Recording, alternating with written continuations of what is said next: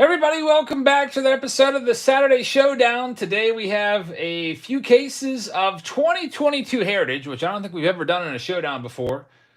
We also have 2021 Top Series 2 Jumbo boxes as well. We'll start off with the Heritage. Now, with 2022 Heritage, the way this break is set up is for Heritage, it's going to be by the stack. So each stack, there's 24 packs in there, and there's 4 stacks. So 6 packs per stack.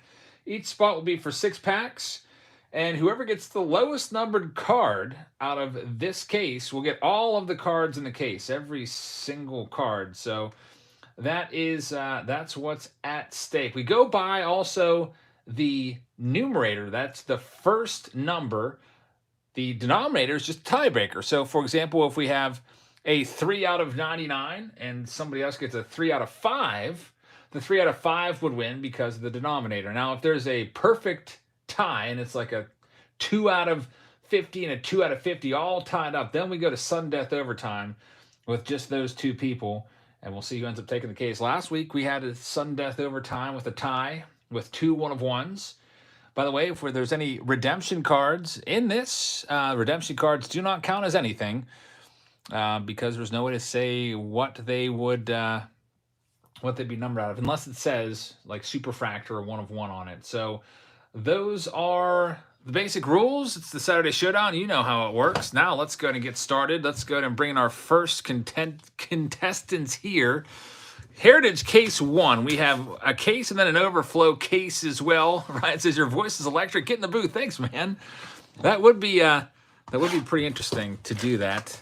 By the way, there's going to be some box toppers here. These will just be extras. Whoever ends up taking home the case, you'll get all of these tossed in your case, like this Miguel Cabrera. I'll just put those aside.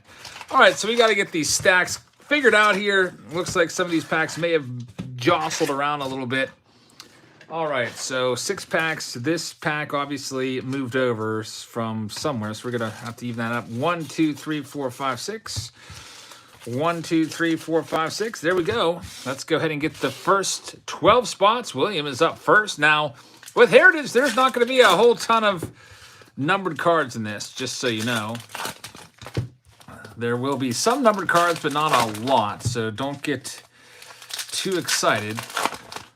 It's not a Panini break. There will be some chrome numbered cards, but we'll see what we can find for William here in the first spot. I'll just do all your spots at once, and we'll go through them. There's 48 spots in the entire case. King Didos is watching some baseball on a Saturday Showdown. Nice. I didn't get to watch any baseball today. I don't even know what the Pirates score is. I think last time I checked it was 2-2, but that was a little while ago. Had a very busy day with an Easter egg hunt with the kids, and then we went out to a state park and went for a hike, had dinner, and overall a really nice day today. Not weather-wise, but nice day. So here we go. There will also be one hot box in here. So Heritage is pretty easy. Basically, the only cards that are going to be numbered is going to be the autograph, or sometimes the autographs are hand numbered, or the chrome cards in this. So we're keeping an eye out for an autograph or a chrome card. And we might only find, maybe if we're lucky, 1 chrome card per box. Autographs maybe like 1 in every other box. So far there's nothing here. M&M says CJ Cron just hit his 4th home run. That's pretty good. Trailing the big guy, Vladdy, there's an upside down card. If you're wondering why that's upside down, it's because it's an image variation. Francisco Lindor image variation. It's not going to be numbered at all, as there are very, very few numbered cards in Heritage. But I figured, you know what? We haven't done Heritage at all. Let's go ahead and do something new that we haven't done yet. I haven't opened much Heritage on the channel. I did a 2-case break of it, so I figured, well, let's go back. There's Wander. We'll get that one sleeved up for whoever the eventual winner is, but unfortunately for William, it's not going to be him as he's eliminated. Michael's up next. Let's count them out. 1, 2, 3, 4, 5, 6. Out of this entire case, we might only pull a couple numbered cards in total. I see Juan Soto hit a home run tonight, BC. BC says the Pirates winning 3-2, and John Winkler's in the house. Says Happy Easter Eve. Thanks, man. Man, the kids have been waiting for today for a long time. It's the annual Easter egg hunt. So I had 225 eggs, and there was 6 redemptions in there as well. redemptions for Amazon gift cards so they can get whatever they wanted. Because we got a mixture of 3 girls and 3 boys. By the way, there's Wander Franco, New Age Performers. We will sleeve that one up. But it was a blast. I actually took a video of it. I don't know if Heather's watching right now, but she got to see the video. I wonder if I should put it on Patreon only. A mess of things with a members-only super chat. It says, never told you the name. Acuna Jr. is the auto I pulled from the 2020 update silver pack in March. I don't even get to keep it. I only opened 2 of those. That's pretty crazy. Ronald Acuna Jr. autograph. That's worth hundreds of dollars. What an awesome hit. And speaking of hits, we got the autograph. It's Matt Manning. It's not numbered. Sometimes you'll get a red ink auto that it's hand-numbered.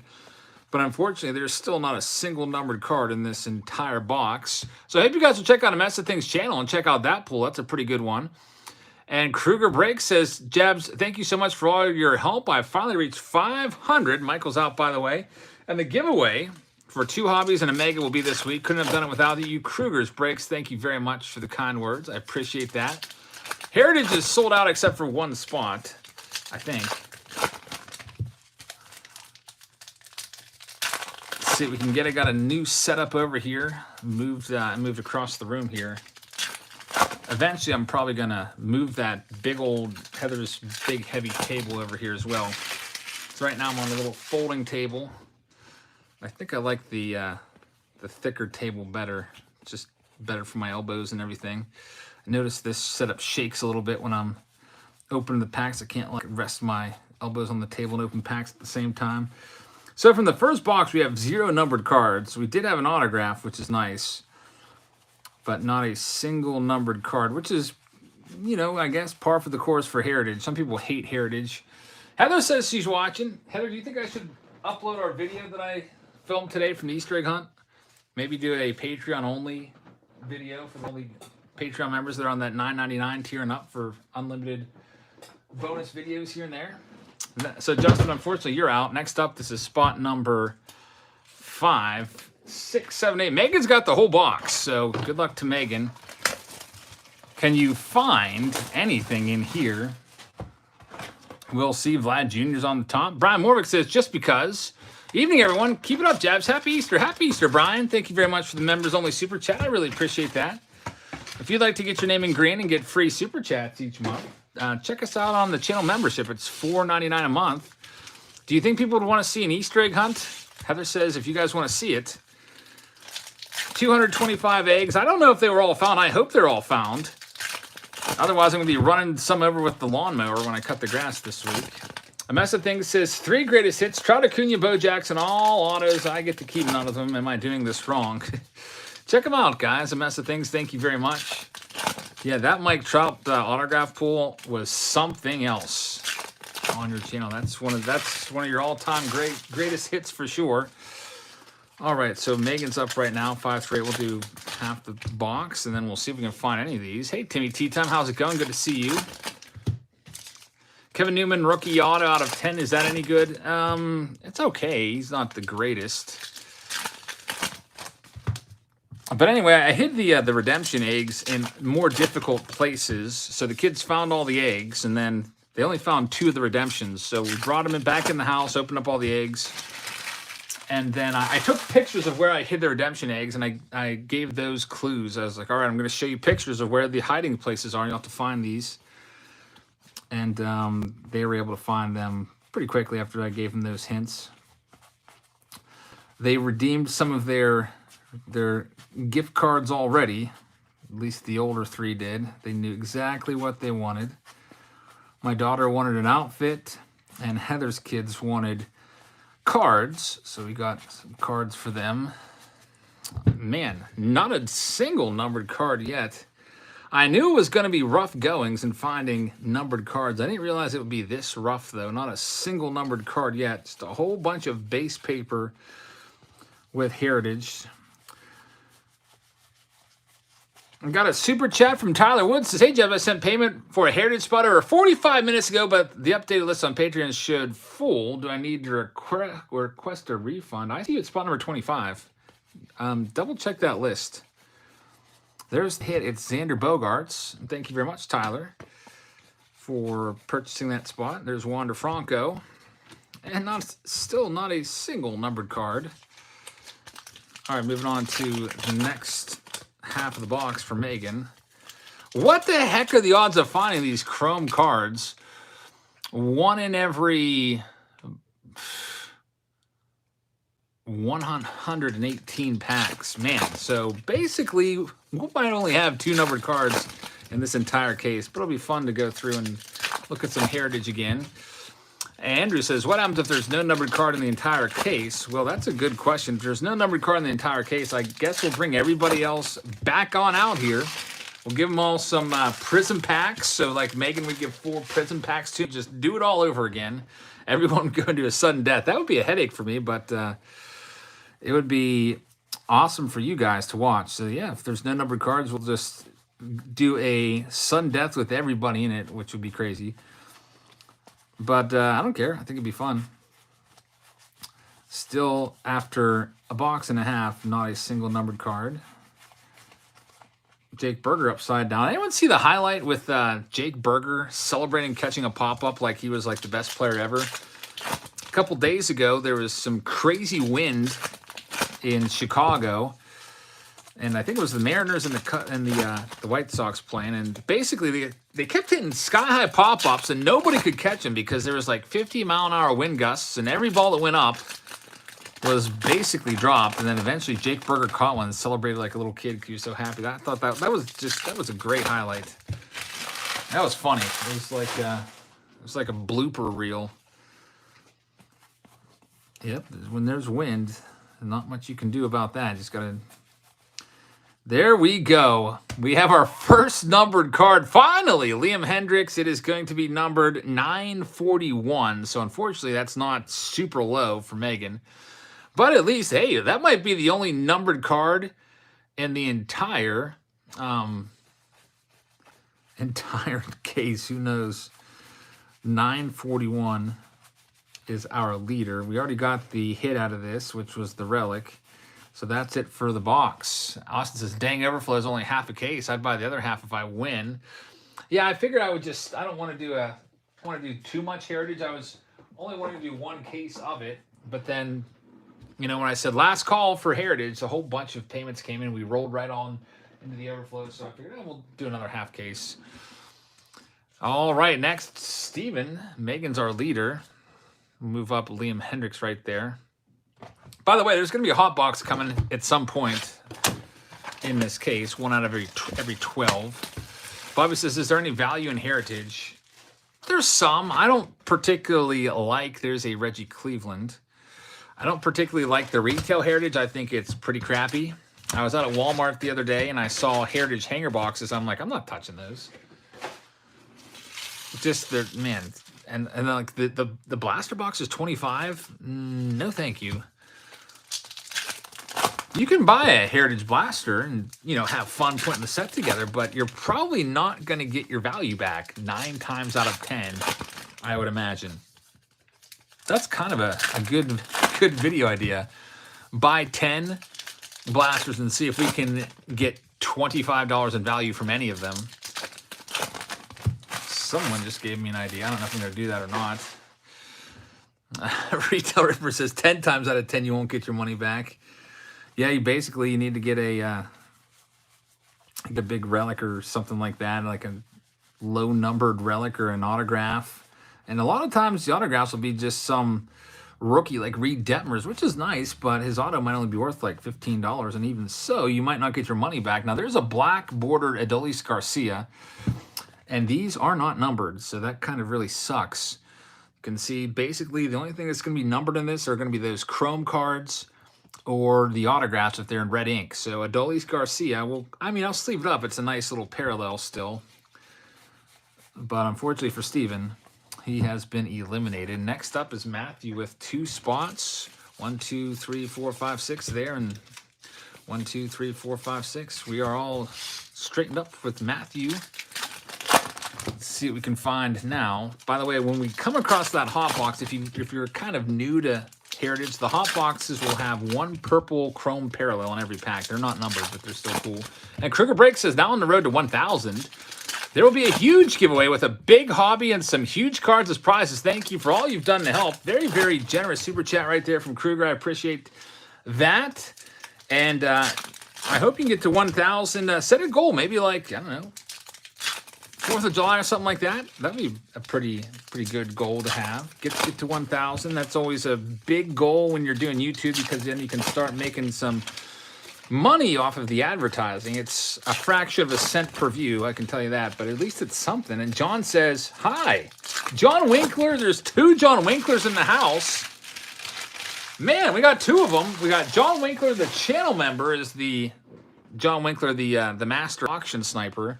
And we got a new John Winkler here.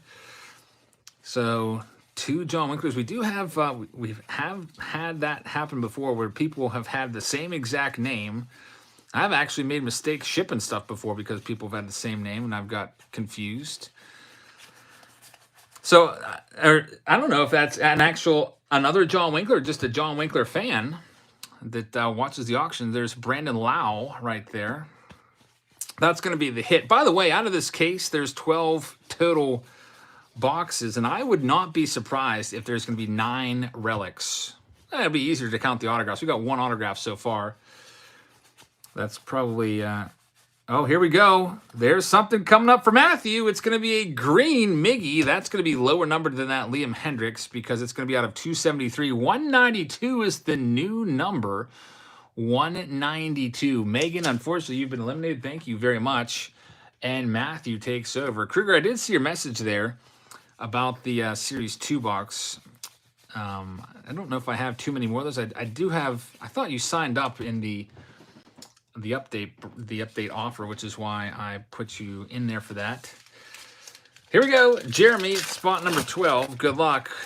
192, the new one to beat. Riri says, I'm in Toronto for the Athletics versus Jays. I got my hat signed by Jordan Romano. Jordan Romano's a good one. He leads the league in saves with 5. That's a nice auto. Julian Merriweather and Adam Simber. So nice. Not too bad right there. All right, coming up for Jeremy. Let's see what we can find here. We've got Jazz Chisholm right there. Randy Rosarena. Gold Cup card. Looking for that chrome card for a number on the back. There's Vidal Brujan. It's not the Wanderer. And unfortunately, there's not going to be a chrome card in here for you to find a number. So, Jeremy, thank you very much, but you are out. John Winkler says, I don't know why that guy would copy my name. Well, the member John Winkler is the original John Winkler. He's been around here for a while now, for sure. I think we have a John Winkler possible troll in the house right now. But maybe he's just joking around and they have the same name, really and truly. I'm not exactly sure.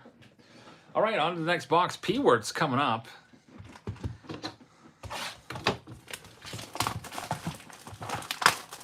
Let's see what we can find. California Angels buyback card. That's not too bad. We'll take it. 73 Topps card. All these stacks seem to all be even, which is nice. Don't have to worry about flipping through them. I'll still double check. P-Wort's up first. You got 6 packs here. There we go. How much are a box of these? These are usually around 100 to 120 bucks, depending on where you get it at. Lead card right now, I believe, is a 192, which isn't a high number, but Heritage doesn't have that many numbered cards. We've only pulled 2 numbered cards, and we are into the 4th box right now. David says, I'm building sets out of the 2020 update case I won here right now to pass the time. You got to let me know, David, how many sets are you going to put together? That was an absolute ton of cards. You probably put together at least 10 full cases. All right, so P-Wort, here we go. With your stack, looking for a chrome card. Let's see Alex Kirilloff. He's hurt on the injured list. Not good news for his value. And there's Wander Franco. We'll get that one sleeved up. Nothing in there for P-Wort, so P-Wort is out. William says, I paid for 2 spots in Jumbo. I only see my name listed for 1. I'll check into that right now, man. I just saw that little 1-cent payment via PayPal. Next up is Jan Christie. John says, I built 3 sets of the Showdown I won for 2022 Topps. Nice. That's pretty awesome. What are you gonna do with all your leftovers? I'm guessing they're all in order. You probably have like 5 of card 1 and 3 of card 2 and so on. I think some people that do that, they put them on eBay and let people buy the singles for like 99 cents a piece or something like that. Sandra says, hey, Jazz and Peeps, just checking in. Can't stay, feel horrible tonight. Happy Easter. I hope you feel better. Sorry to hear that. Being sick on Easter's no fun at all. All right, Jan's up right now. Let's see what we can find for Jan. I think there's a black border card coming up, which is not going to be numbered. I don't see the chrome finish. It's actually an O'Neal Cruz, and this is actually a nice one. It's an image variation of his rookie card. O'Neal Cruz is going to be a big one. And William Theobald, by the way, I see that you are indeed in for 2 spots. And did I really only give you 1, William Theobald? I'll take your word for it. Yeah, I see I put you in for 1. So I'm going to add you. You have a second one right now. So, William, we got you taken care of. Put you in for a second spot there. It's a nice one. By the way, O'Neal Cruz, I believe, is favored the second favored pick for the National League Rookie of the Year right now on the odds sheet that I was looking at. I can't remember who was number 1. Off the top of my head, was it C.J. Abrams or C3? I don't know. The American League Rookie of the Year is going to be an absolute race. There's some big-time names over there. Steven's up next at spot number 15. John says, I have the main set of this, building the short print set now. Yeah, Joey Bart is, he's up there as well. He's still technically a rookie. He still has his rookie status. I think he's ranked like number 5 or 6 on the odds list. We'll see how Bart does. That might be good for increasing his autographs and rookie prices and stuff like that. Surprising he's still a rookie, considered a rookie. How about Diego Castillo for the Pirates? That guy just got an RBI. He came out of nowhere, had a really good spring. And Taylor Megal, does he still have rookie status? Probably not. I see he has 89 innings pitched last year. I think that's probably going to be a little too much to still. He's off to a great start for the Mets. Maybe it's Seth Beard's number 1. I can't remember. There's Curtis Terry, so our second autograph. It's not numbered, though. And no numbered cards here. Our Heritage refractors supposedly be cut slightly bigger. The refractors, I'm not sure about that. That's a good question. Corey's up next. Corey's got 3 spots, so 1 here and 2 additional spots in the next box. We'll start with this 1. Oh, yeah, Seiya Suzuki's the number 1 guy on the list right now. I was on FanDuel looking at odds, and I was like, should I put a bid in and try to win some money by picking the Rookie of the Year? And Seiya Suzuki is kind of the runaway favorite right now for the National League. O'Neal Cruz second. O'Neal Cruz isn't even in the big leagues yet. So I don't know if that's a safe bet, because who knows when the Pirates will call him up. Probably not until like June, which I don't know if that will give him enough time to put up the numbers. There we go. Glaber for Corey. This will be numbered out of 999. And you are now the new leader. It's a 62 out of 999. 062. So Corey takes over. Matthews bumped out. 62 is the new leader, and Corey still has 2 more spots in this round. 62 is pretty good. That might be good enough with Heritage having so few numbered cards. Steven says that is a strong number for that Heritage case. Indeed it is. It is a strong number. We shall see. Let me go ahead and put some of these base cards away. And then we'll get to the next box here. Here we go. Hot box still out there. Robert says, wow, 62 could actually win it here. We'll see. All right. Did you have fun today? Yeah. What was your favorite part? Yeah, that was fun. I took a video of it. I'll have to show it to you tomorrow. Okay. All right. Good night, Livia. I love you. Love you too. Bye. Will Seiya Suzuki be in Series Tour Update? One of those 2. We're not sure yet. Topps can do whatever they want with that. Sometimes they keep certain players back and save them for updates so that the update set doesn't suck. because Series 2 could be absolutely loaded this year with all the guys that could be in there, like O'Neal Cruz still is due a rookie card. Bobby Witt Jr. and Spencer Torkelson and Julio Rodriguez, possibly Adley Rutschman, Seiya Suzuki. Series 2 could be absolutely loaded. So I bet you half of those guys will just set aside like they did last year with Andrew Vaughn and Jonathan India and Yermin Mercedes, guys that were up since the beginning of the year and should have been in Series 2, in my opinion, weren't. All right, Corey, here's your your last two stacks. Let's see if we can find it here.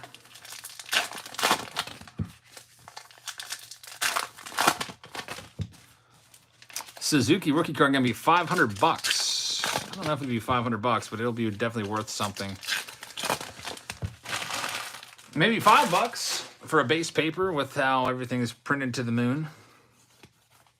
All right, so here we go.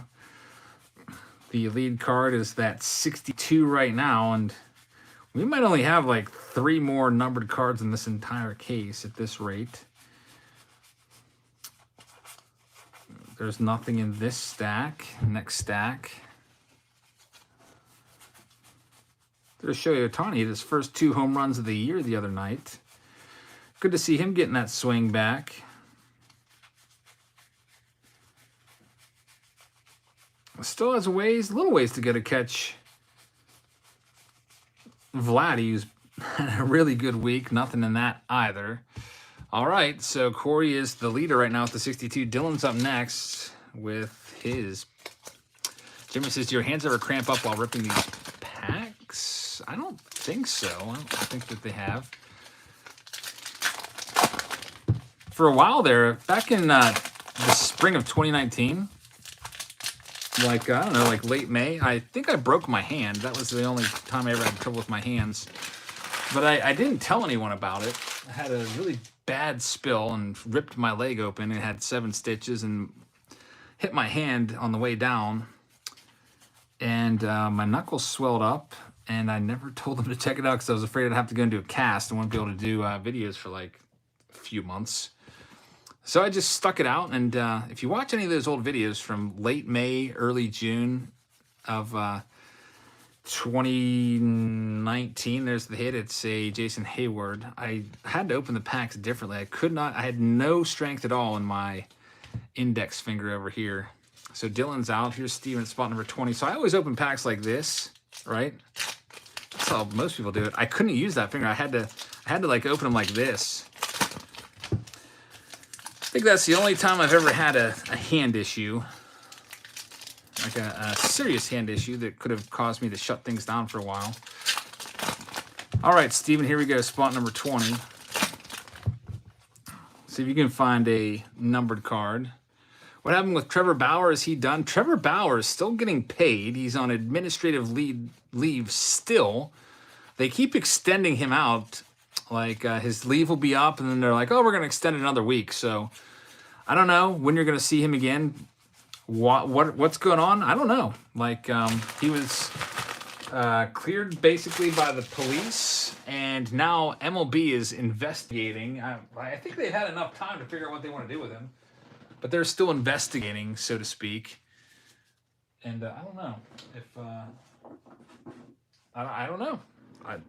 I thought we would see him back by now, but Ozuna was back. Aroldis Chapman fired a gun at his girlfriend, like in her general vicinity, into the back wall of a garage. What did he get? A couple weeks, and that was it. So I don't know. I don't know what's going to happen. We'll see. Here we go with the next box. Joshua is up. Joshua won a Showdown 2 weeks ago. 2019 hanger case. I have not shipped that yet, Joshua. That'll be shipped out this coming week. Still trying to get caught up. I'm almost all caught up with my Patreon packages. And then, of course, things got slowed down a little bit because it's that lovely tax season right now. So I'm finishing up some things with that. Josh has 2 stacks. There's 6 there. Now there's 6 here as well. All right, good luck to you, Josh. 2 full stacks for Josh. We're almost to the halfway point of the case. Travis is a Phillies fan, says, let's go Phillies. Robert says, where's the hot box? I don't know. Retail says, that reminds me. Sorry, man. But yeah, April 18th is when you got to get them done by. Running some numbers and stuff like that. So the next thing is I got to go to my credit card and add up everything that I paid on that.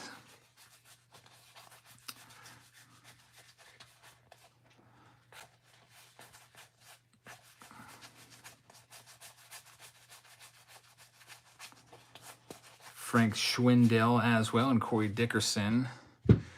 All right, Josh, let's see your second stack. There's nothing in there. Brendan says, do you have to pay taxes on this? Yes, indeed. Every cent you make is taxed. So the way it works, if you're unfamiliar with it, is it would basically be, so let's say I paid, I don't know, let's just use round numbers, $1,000 for the case. Let's say that I make, I don't know, like $1,200 or something from the case, or something like that. Well, then you can write off the, or, you know, you take off your expenses, which would be the shipping, which would cost $20, and the use of, or not the use of, but all the fees as well. So if, let's say I make $100 on the case by doing this showdown tonight, then that would be taxed. Basically, it all just comes down to the end of the year, just your total win minus total spent. Figure out your profit and pay a tax on it. There's our next hit, Ryan Velade, and this one is going to be unnumbered. But there's something big coming up here for Joshua. Something is brewing. It is a red, which could be very, very low numbered. That could be numbered very low. Reds are usually the lowest of the parallel numbers. A lot of times out of 5 or 25. With Heritage, I think they might be slightly higher. Let's check the back and see what this is going to be. If it's numbered out of 5, then we can pretty much call it, oh, it's out of 573. So that gives Corey a big, big chance of staying alive. Let's check that first number. If it's a 0, then, oh, it's a 2. So 233. It's a nice, nice card, but Joshua not quite good enough. Corey hangs on. Next up, it's Steven with spot number 23. Yeah, weird print run for sure. I wonder how much they printed of this if a red is 273. Corey survives for now. He's about halfway through the case. Let's go for Steven now. There's something upside down. It's probably going to be a parallel, or actually a variation. It's going to be a color variation of Jacob deGrom. A color variation. They tell you what they are on the back. It says color right there. Not numbered, though. Looking for a chrome card. Ryan Velade was the hit out of this box, the autograph. Nothing numbered there for Steven, so Steven is out. Coming up in our last stack is Nick. Last stack for this box. Cheesehead says, I used to love Heritage, but this year it's kind of poopy. Everything this year is just a little bit watered down just because of the high print runs and a lot of the good rookies. I'll tell you what, though, if you're not really sold on 2022 releases yet, just wait until the summer releases start rolling out. Like Chrome, man, you're going to have fun chasing after all those guys. J-Rod and Bobby Witt and O'Neal Cruz and Adley Rushman. Be a whole Spencer Torkelson. We'll be after him as well. Whole bunch of good stuff. 2022's got some big star power in it for rookie cards.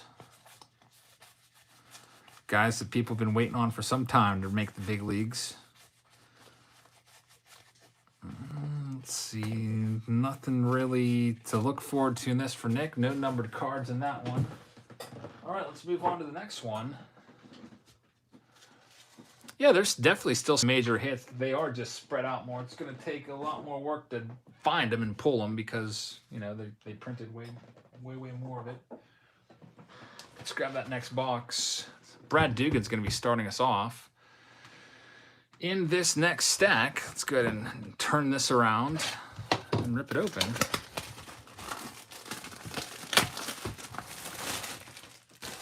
Good luck, Brad. I bumped my camera there.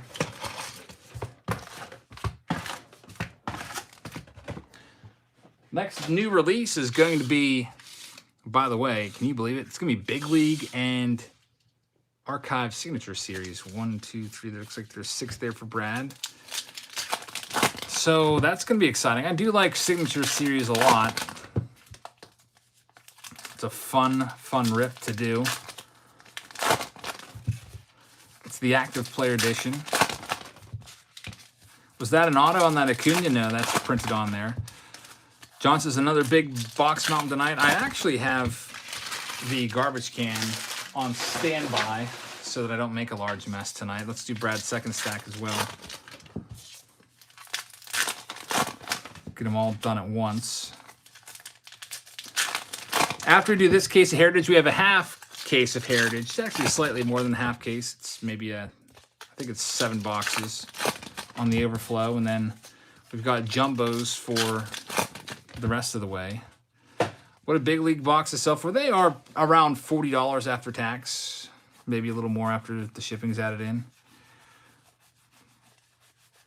They're not really expensive, but they are a lower end product after all. There's a couple jumbo spots left. There's a Goldie, Paul Goldschmidt, game used jersey, not numbered, of course. If it was going to be numbered, it would have color all around it. Here comes a black border card. Unfortunately, it's not going to be numbered. There's Wander Franco New Age Performance card as well. Brad hoping to find a chrome card in here somewhere. I'm not seeing one, Brad. Nope. So Brad has been eliminated. Thank you very much. Gregory's coming up with two spots, the last couple here. Carrie says, do garbage men ever get upset to see a lot of bags of empty wrappers from your baseball cards? I don't think they see them because they're... I don't just go and dump empty wrappers in my trash container. I put them in bags that I tie up pretty good. I don't think they get mad. Unless they're searching through my trash, which would be weird. And they'd probably just be like, man, does this guy ever like baseball cards? With thousands of wrappers in the trash every week, seemingly. Luke says David Adams has Big League for $35. After you factor in the shipping they're going to charge you and the tax, it's probably going to be like $45 or $47.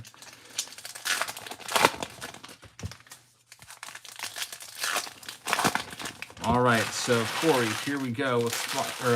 Gregory, here we go. And Corey, here we go as well. We'll see if you can hang on.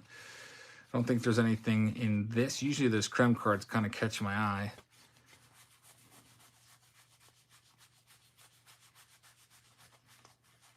Doesn't look like there's going to be one in here. Cheesehead, thanks. You must be Seth Burdon. There's Wander. I'll get you added into the final round tonight. Oh, there is going to be something. I see a chrome card coming up. It'll be numbered, I think, out of $9.99. So you've got a chance. Not a great chance if it's out of $9.99. There it is, Michael Conforto. It might actually not be out of $9.99. It's one of those like silver chrome cards. There are a couple spots left. It's out of 673. All right, here we go. That first number, which is a 2, automatically eliminates you. 272 on the Conforto. So Gregory, unfortunately, is out. Corey hangs on. Dean's coming up next. Brad says Shohei just went yard. That's 3 for him then. Vladdy's probably like, what do I have to do to beat this guy?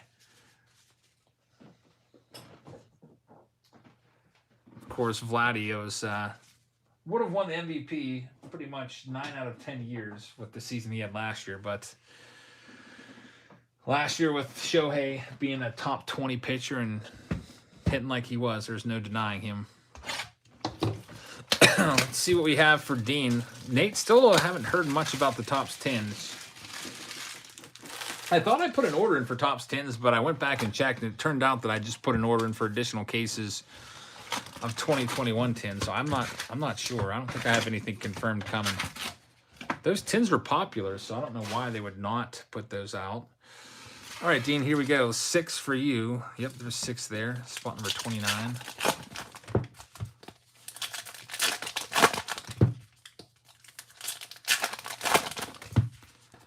Ozzy Albies has 4 dingers this year. He's up there. I didn't realize he had that many either yet. I haven't looked at the stats recently. The denominators end in 73. Yes, indeed, Jeremy, because these are the 1973 style cards. So I guess they're trying to be funny or, you know, just at least pay homage to the set. Oh, we've got it. It's a hot box. Gavin Sheets. You will see a bunch of these, and none of them will be numbered. So you will see a purple in every pack. So there's going to be 6 purples in this run.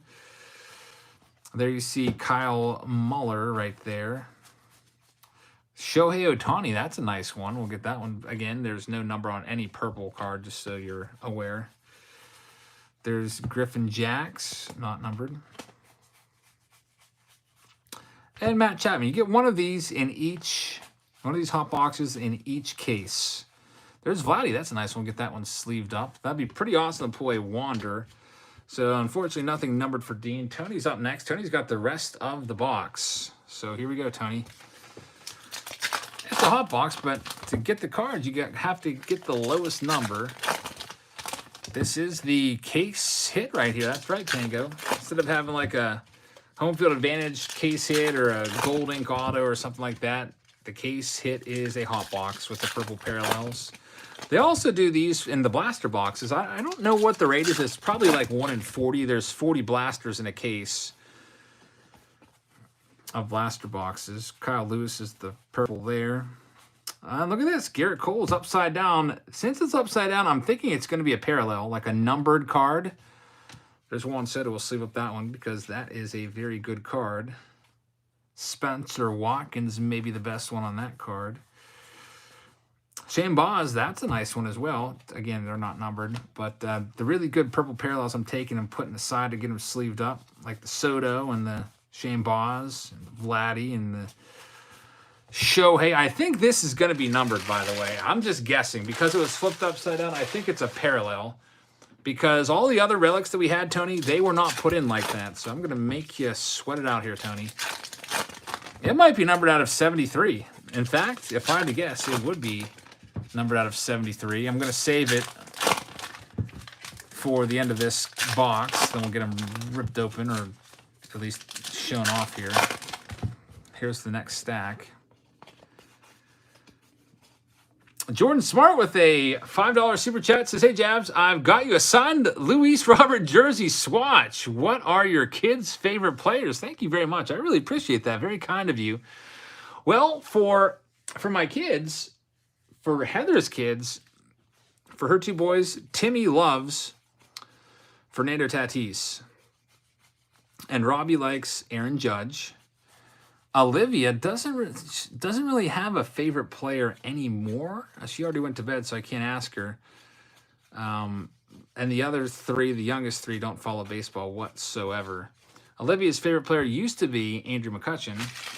Back when we used to go to games together all the time. Used to always like him, and she also used to like Mark Melanson for a while also, but I don't think she has one right now. All right, Tony, here's your last one. Thank you very much for that, Jordan. That's very kind of you. Luis Robert is, I think his average dropped down to 250 as of yesterday, but I think it'll bounce back up there. I'm still a big fan. I've always been a big fan of Luis Robert. By the way, Luis Robert is a top 5, I think top 5 on the bet slips to get the MVP this year. I think he's in 5th place, most likely to get the MVP, believe it or not, looking over the FanDuel Sportsbook. Trying to find a possible easy money pick. Upside down. Speaking of Luis Robert, we've got the image variation right here. And look at this. Wander Franco Hotbox joins the crew as well. That's a nice one. The purple parallel of Wander Franco. So I'm not sure what this one goes for. It might be $100. A very, very nice one right there. Robert's average is down to 219 now. That's what happens if you're hitting 250 and you go over 4 or something like that. All right, so now it's time. This Garrett Cole for Tony, I believe, is going to be numbered. Let's see if I'm right. Or if I just hyped it up for no reason. I think I hyped it up for no reason. It was just flipped upside down, probably because it was in a hot box and the collation was different for those. Cheesehead said the Wander hot box sold for $75. So, yeah, I thought it would be around 100. 75 is still not too bad. Unfortunately, Tony, for you, you are eliminated. But thank you very much for participating. And we are moving on now to our next box. Jason Kurtz is going to have that first spot in this next box. Actually, 2 spots. We have 4, looks like 4 boxes left to go in this case. We're getting there. Corey's getting closer. He may only have to face off against maybe 2 other parallels. Brendan says, what happened to your sponsorship with FanDuel? Oh, man. FanDuel.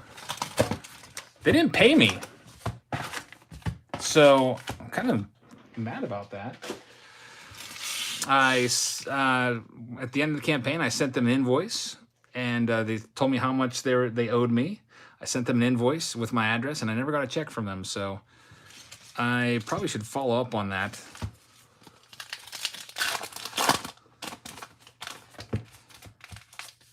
I have to go way back through 81,000 emails and see whatever happened with that. All right, Jason, let's see what we can find right now.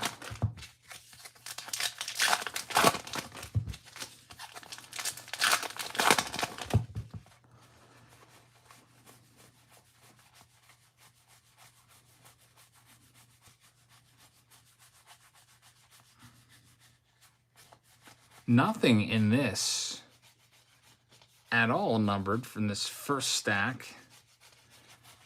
Let's move on to the second one for Jason. Fantasy Card says, I'm trying to get into baseball. Any tips? Watch the games or follow along, watch the highlights. Find a good highlight channel like Fuzzy to keep up with what's going on, who's hot, who's not, all the news. You could also do John Boy, but John Boy's more of a, just kind of like a, we'll just bring you the funny stuff. Fuzzy will bring you everything. I usually like to log in at night and look through the box scores. I did it last night. I see that the Nats are trailing the Pirates 6-3. Good thing I didn't bet on that game. I bet the last 2 Pirates games, I bet against them. I lost the first one. I won last night. And I didn't bet on this one just because I was really busy today. There's Christian Yelich, not numbered. Nothing numbered in there. So, Jason, thank you very much, but you're out. Sean Marling's up next with 35 and 36. Yeah, the Nats suck, so that's not a very confident bet when they're up against the Pirates because they suck almost as bad as the Pirates. I mean, they got Juan Soto, but their pitching staff, it is not very good. Got a couple decent hitters in that lineup. You got Soto, and then you've got Nelly Cruz, who's nice. He's getting up there in age, though. You've got Josh Bell, of course, who can get the job done every now and then. But I'm not sold on the Nats. I think they're definitely a 4th or maybe even a 5th place team this year if the Marlins could sneak past them. All right, here we go. Let's do this stack, and I think you have one in here. I think you got a chrome card. I saw a white border card at the back, and it was actually this one. It's an upside-down image variation of Joey Votto. That's a cool card right there. Joey Votto. That picture is taken in Minnesota. There's that little flag court right there. I really liked visiting that stadium back in 2014. Joey Votto. Let's see if there's anything else. Nothing. Let's go into your next stack. Will Soto be traded before the break? I highly doubt it. If he's going to be traded, it would be in the last year of his team control, more than likely. And since the Nats have only had him, what's this, their 4th year with him? They're still probably going to hold on to him for another year and a half. But if Soto makes it clear that he wants to be a free agent and the Nats are out of it in Soto's 6th and final year with the Nats, then they'd be stupid not to trade him. I mean, for Juan Soto, even for a half season of Soto, you're going to get a whole bunch of good prospects. And if he makes it clear, hey, I'm not signing for less than $500 million, and the Nats that's not in the cards for the Nats, then you almost have to trade them or just lose them for basically nothing. What's my opinion on Keston here? He had a nice spring, but I don't put any stock in spring training stats, so he has to really show it for me. I'm disappointed in him.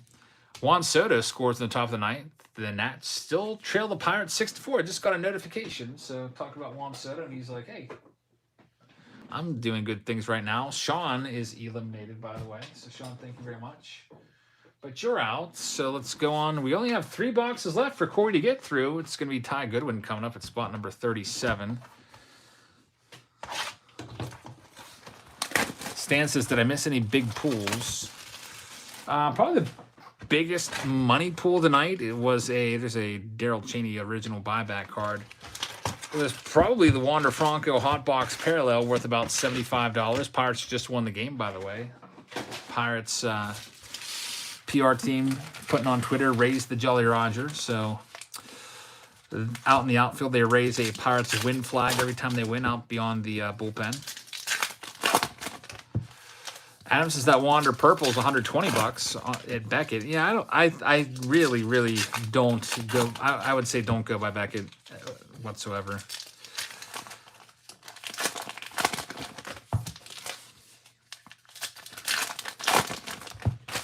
I don't think they're. I mean, they have. I don't want to say they're not reputable, but if you look up some of their prices, then you go checking what you can buy them for, they're way off. All right, Ty, here we go.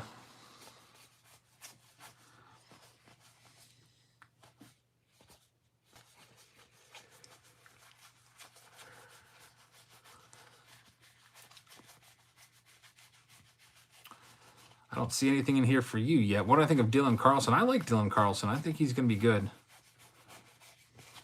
So nothing for Ty in that spot.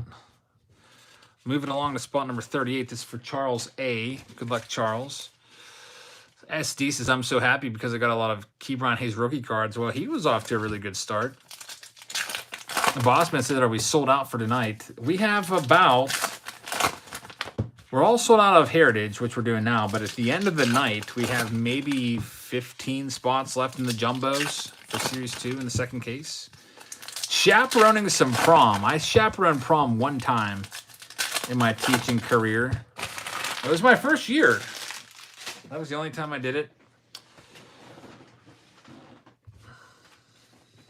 I don't think it was bad. It's just like...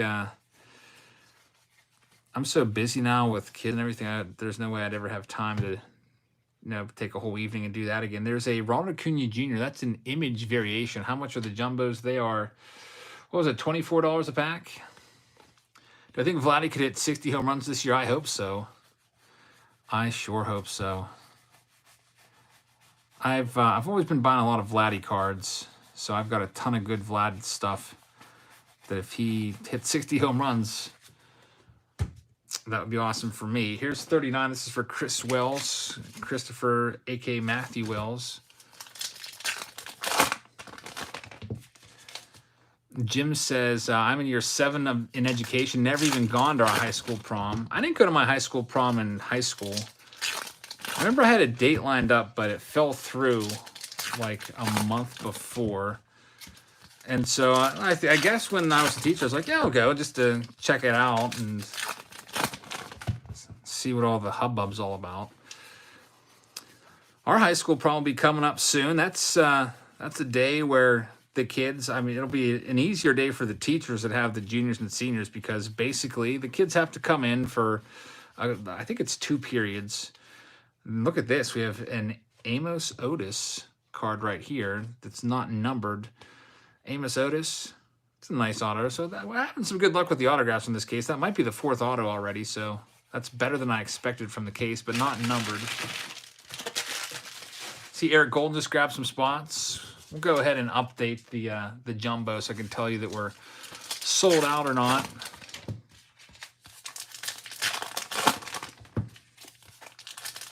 Famous Amos, says John. Dylan says, our students just don't show up for school on prom day. You actually have to at my school or you're not allowed to go to the prom. So it is a requirement that you attend school. You got to go to school for a little bit, right? That's I think we have a pretty good system. They come in, they go to a couple classes, they go to an assembly, and the expectations are laid out for them, and we never have any problems at ours. There's Alex Kirilloff, who's injured. Hopefully it's not going to be a lost season for him. there is only 2 boxes left in this case, and we might not see another numbered card. So P-word, that was yours, and there's nothing there either. Bossman says, my girlfriend and I, we're working the prom. She's a math teacher. We're expecting 400 tonight. We're hosting at a golf course. Hopefully it's, I mean, that's fun that you're doing it with your girlfriend. Like if Heather was hosting prom with me, I'd definitely go. But alas, we teach at different schools in different districts. So I don't know if that would ever happen. All right, let me go and check the recent payments, because there has been some payments trickling in here, and I want to get this updated so I don't miss anybody. Only 2 more spots left. Corey is getting close to, I believe this would be his first career Showdown win. Let me see here. So, I see William sent that in. Gavin, I've got you in there. So Dan Schultz, here we go. Dan Schultz, you're going to be in at 39 and 40. Seth Burdon, you're going to be in at 41 and 42 of the final round. Kenny Smith, you're going to be in at 43 and 44 of the final round. We have Jason Kurtz with 3. You're going to be at 45, 46, and 47 of the final round. Eric Golden, you're going to be in there at 48 and 49. Getting close to a sellout. Nick, you're going to be in at 50. Matthew Benson at 51. So we have approximately like 9 spots left now. A whole bunch of spots went off the board in the last 10 minutes or so. All right, back to Heritage. We've got 2 boxes left for this case. There's Roberto Clemente box topper. Timmy says, I played golf the day of my prom, forgot my dress shoes, and took the spikes out of my golf shoes and wore them. Hey, that's a nice story right there. Let's see what we can find for Jan in spot number 41. Yeah, I wouldn't mind going to a prom and dancing with Heather. We actually had an embarrassing moment at a wedding we attended last summer. It was actually pretty embarrassing. I don't know if I should tell the story or not. So they had all the couples. They're like, all the couples out here, come on down. Come on down and have a dance on the floor. And then, so we did. And we were doing the slow dance and everything. And I guess we were just so like locked in on each other that we weren't paying attention to what was going on around us. And so we didn't even hear it because we were just so like in the zone. But the DJ's like, all right, couples that have been together a year or less, please leave the dance floor. Couples that have been together 5 years or less, please leave the dance floor, and so on and so forth. Couples have been together 20 years or less, please leave. So we're looking around. It's like 3 people or 3 couples left. They're all like super old, and we're still out there. And obviously we hadn't been together like 40 or 50 years or whatever, but we're still out there just doing our thing. And that was a little embarrassing. And we're all sold out, by the way. I see Megan just grabbed a whole mess of spots. I see Heather with the laughing emojis. That was a little bit of an embarrassing moment, but it was definitely fun, worth it. So we are sold out. No more spots left. I'll go through this stack for you here, Jan, in a second, but I just saw, I think, a whole bunch of payments come in here. I see Richard Turner grabbed 52. I see that Amanda Helinsky grabbed 53. And then Megan sent in a whole bunch. Megan, you have the last of them. That's going to be 54, 55, 56, 57, 58, 59, and 60. 1, 2, 3, 4, 5, 6. That's 7 spots. So, Megan, I owe you $24. You can take it as a credit. I can refund it, or I can send you an unopened jumbo pack from a previous break. I had a couple spots left over. It'll be a sealed pack. I can do that for you as well. You have to let me know what's best because we are all sold out now for the second case. All right, Jan, back to you. We're all sold out. I should probably also put it on Patreon in case someone's not watching right now and they go on to Patreon and see the call out for last call for Saturday Showdown. Here's what you need to do if you want a spot. And they don't realize that we don't have any spots left to give. I should do that right now as well. I'm just going to edit this. So Jan is out. Michael's up next. Michael has 2 spots. we are, just putting it on here.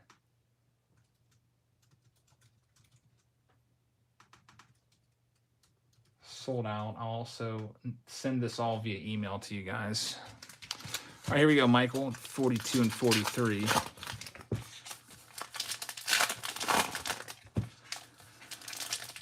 Dave says, I like waiting until you're sold out to try to buy spots.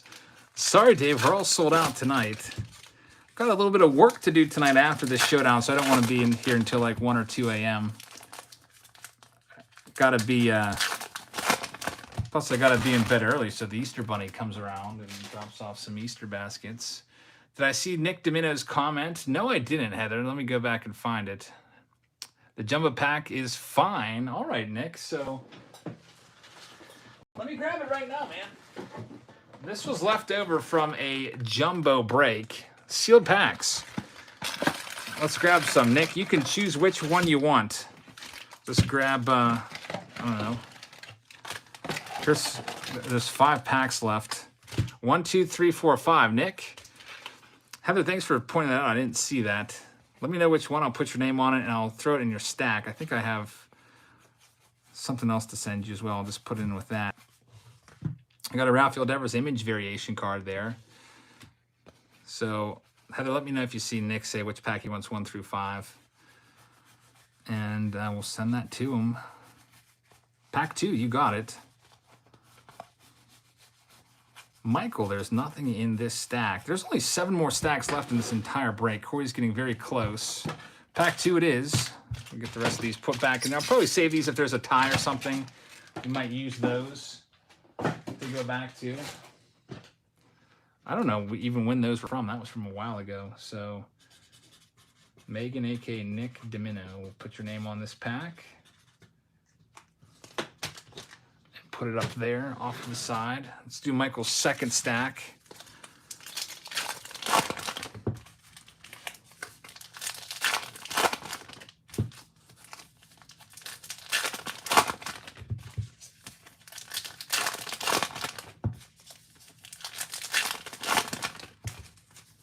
All right, Michael, let's see what we can do in spot number 43. We may not have another chrome numbered card in this tonight at this rate.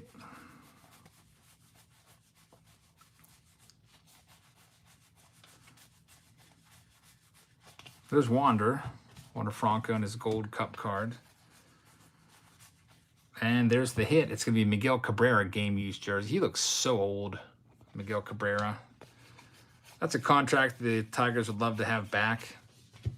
Those long contracts, they usually just don't work out. Players get old and then they kind of start to really suck near the end. All right, here's Megan, a.k.a. Nick, with 4 spots. I got 1 for you here, and then I'll get you 3 in the next box. RF says, what's the oldest card you have in the personal collection? I think I got an 1887 card from way, way back that somebody sent me. I've got a 1909 Cy Young as well. Got a Babe Ruth in there somewhere. They're all like PSA ones. It's nothing that's like super, super valuable or anything like that. All right, so Megan, here's your first spot. Megan, a.k.a. Nick. Are we going to have an upset near the end? We might, because here's a chrome card. Finally, it's Zach Wheeler. Hey, Jamie, how's it going?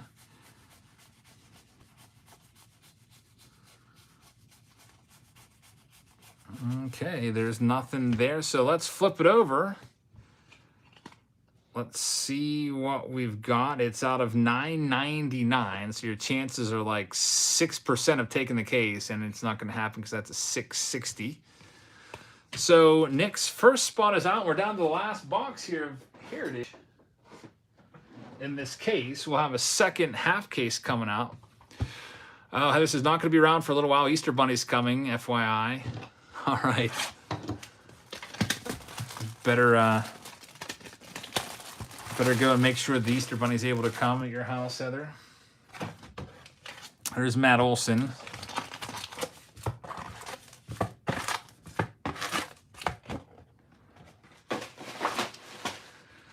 All right, here we go. What are you doing with the kids for Easter? Well, Carrie, we had our big annual Easter egg hunt today. It was an absolute blast. The kids love that. They've been looking forward to that for months now.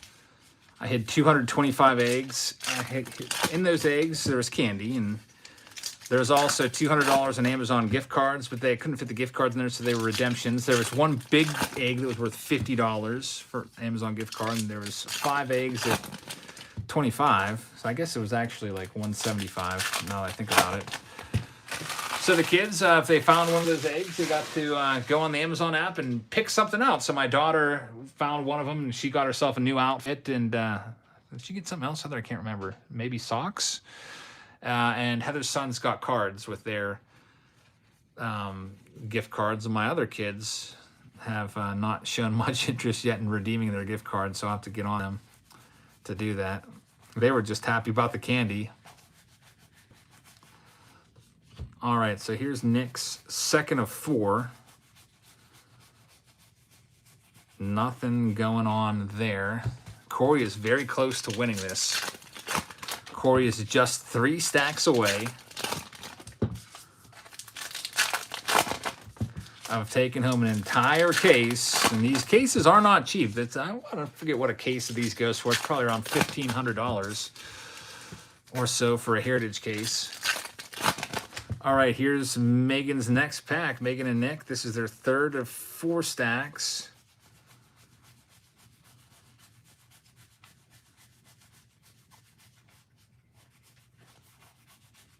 We've got a Glaber Day in there, Glaber Torres with the pinstripe. And oh, look out, there's a good one for you. It is a Josiah Gray black border chrome card. That's probably going to be the final numbered card of the case. Megan, since you have this stack, I'm going to do this stack, then we will show what that is. 357's in the house. What's up? How's it going out there in Chicago? Oh, John P says they're out of 72. Out of 73, says John P. That actually means Megan has an extremely high chance of taking the case, like 90% almost chance of taking the case if it is out of 73. Because the lead number right now is a 62. So we could have, here we go again, maybe some last pack magic. Sometimes we have folks run the whole table from start to finish. Sometimes we have some upsets at the end. We may have an upset here. All right, so there's nothing in there, so let's do it. Megan and Nick versus Corey for the case. This is what it's basically going to come down to. There's one more stack sitting there, but it's highly unlikely we're even going to find a numbered card at all in there. Just going to put some of these base cards off in this box so they're out of here. All right, here we go. Megan, are you ready? And Nick? Corey, are you ready? All right, let's flip it over. The number is going to be, oh boy, indeed it is out of 73. If that number is a 0, 1, 2, 3, 4, or 5, Nick and Megan are taking the case. If it's a 6, if it's a toss-up. If it's a 7, you're out. So high probability Megan has just done it. And the number is going to be a... oh boy, it's a 6 out of 73. 0, 6. So Nick and Megan, you've done it.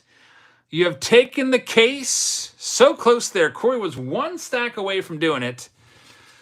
So good game to Corey. He actually finished second in the UK break, I think, a few weeks ago as well, maybe a month ago. So second place for him. It looks like Justin's the last hope here for anybody.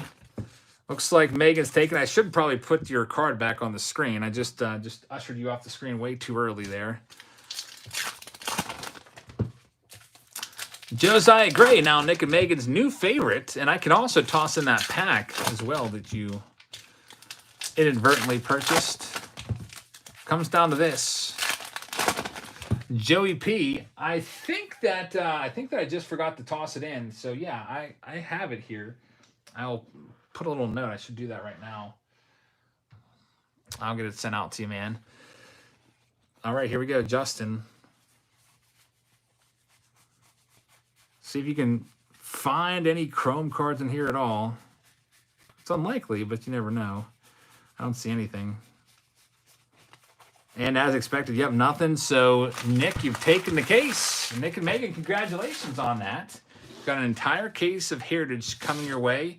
In addition to your Josiah Gray, which will get sleeved up, you have a whole bunch of cards here, which I'll sleeve up. This is your sleeve box. The rest of the cards, I'm just going to toss them into like some 500 count boxes to speed up the shipping process, so I don't have to sit here all night. It'd probably take me like an hour to go through all that, and if I was team bagging everything up and all that stuff. You'll get all of these big old box toppers as well. Comes along with it, so congratulations on that. The first Heritage case is officially in the books, and now we're moving on to the second case. Now this case, it's only a half case. This was the overflow, so let's continue on with Heritage right now. We'll do all the Heritage first, then we will transition into the TOPPS jumbos after that. Let me put this pack here for Nick and Megan in there as well. All right, here we go. Got a Wilson Contreras, the first stack of case number 2. Nick, you're welcome. I think we'll be seeing Nick and Megan coming up. I don't know if they're in this case or not, but they're definitely in the jumbos. Wouldn't that be something if they swept the Heritage and the jumbos? Michael's up first. Let me go ahead and click on this and see. It's Michael, Ryan, and Steven. And then the big one in this is Dave Takasaki has 10 stacks. How many autos were in that first case? I think there's 4. More than I was expecting.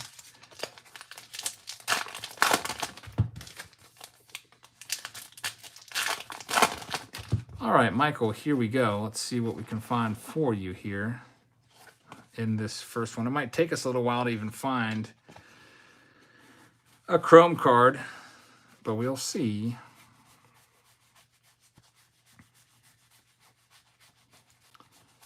As expected, I don't think there's going to be anything in this first one.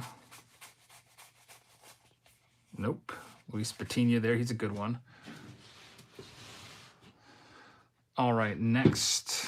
So Michael's out. Steven, actually, it's Ryan, has 2 spots. Good luck to you, Ryan. Let's see what we can find for you in your 2 stacks.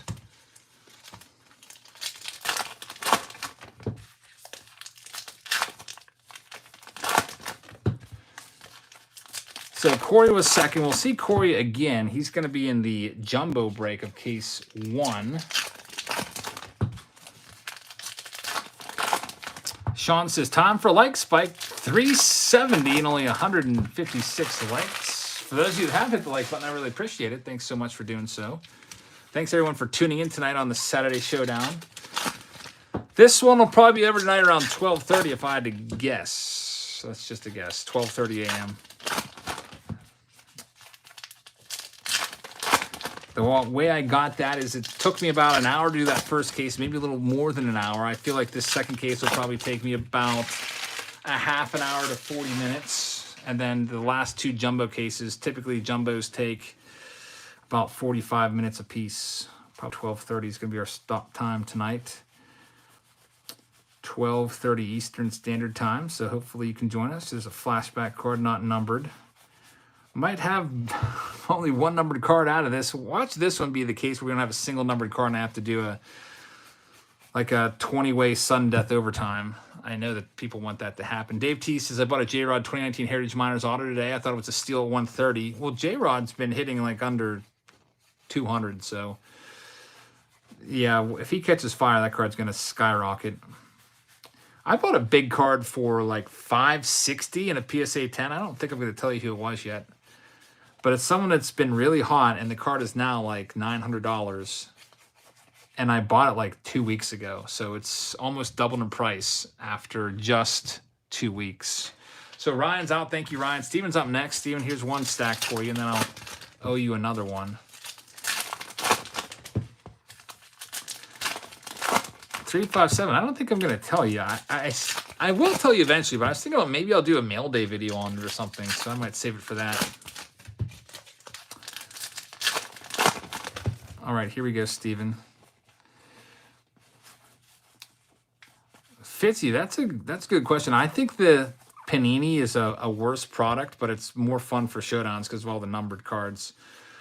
The problem is I just don't have a lot of Panini product on hand right now. I have Prism Quick Pitch, and I think that's it. And I have some Spectra, but not a full case of it. And man, we haven't had a numbered card yet. So Steven, I owe you another stack.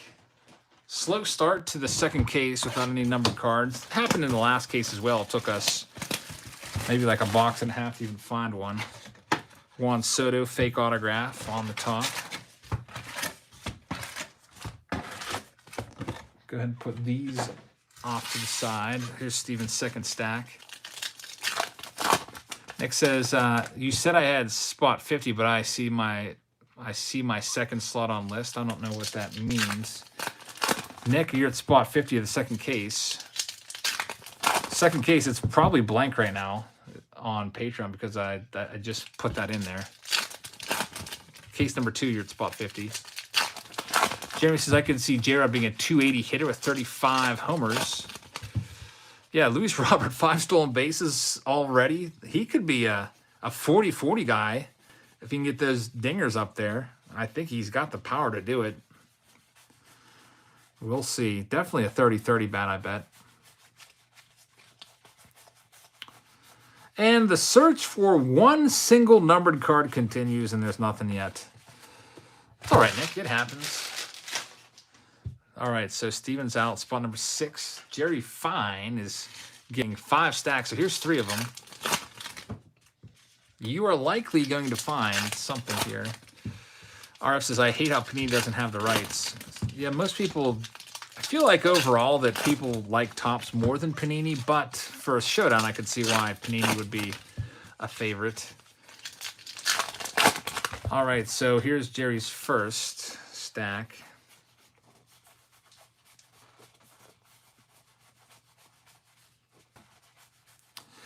Septile thinks that Alex Verdugo could be a dark horse for MVP. That's a very dark horse. And I'll tell you what, if you really believe in that, go and put 20 bucks on him to win the MVP. You'll probably win like 500, 800 bucks or something like that. Gavin Sheets, it's not numbered. It's a nice card, though. Seth says, I'm sad to hear about Topps in 2025. You don't have to be sad anymore. That's old news. That's been taken care of. Topps has been bought out by Fanatics, so even though they're going to lose the rights, it doesn't matter anymore because Fanatics has the rights and Fanatics has Topps. So you need not fret. All right, Jerry, here's your second stack. Yeah, Verdugo might be a good cheap rookie if you can find him in like the dollar box at a card show. That's one you might want to grab. Here's Jerry's next stack. Still not a single numbered card in this. There's an upside down Francisco Mejia, and I'm not sure exactly why. It's kind of a glossy back. You can see the back is definitely different. I don't know if you can tell. See how the light goes off of it there, but not the stock. So it's a glossy Francisco Mejia. We'll sleeve it up. It's not numbered, unfortunately. Not sure how rare those are. I don't know if I've pulled too many of them, so they must be pretty rare. Come on, give me one chrome numbered card so we can at least have a leader. Here's Jerry's next stack. Flip stock. Man, I wish it was numbered. I don't think it's out of 5 because there's no number on it. Once again, the Francisco Mejia is right here, and there is no number on it, as you can clearly see. All right, Jerry, good luck to you.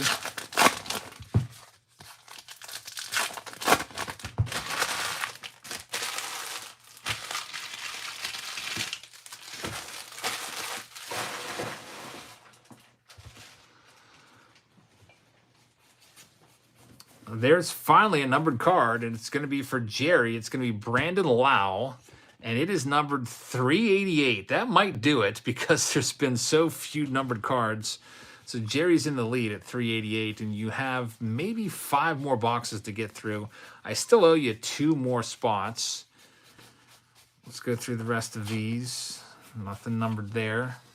So let's get the next box up here and see what we can find in it. Get these base cards put off to the side.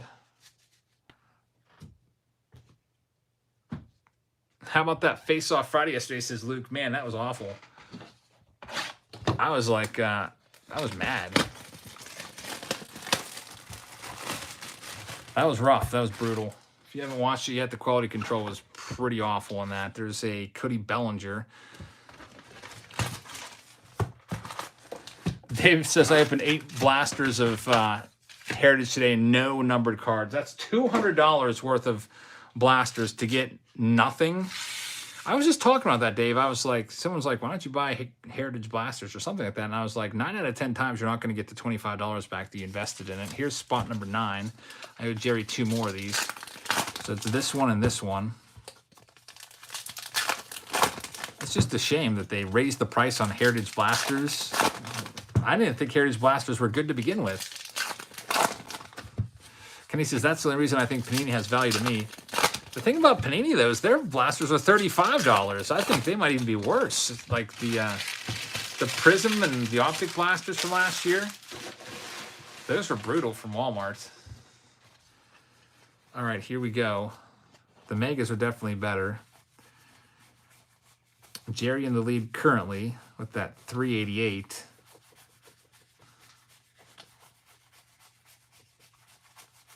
For this half case of Heritage, a little over half case. I think it's like 7 boxes. Nothing there. Let's move on to your final one.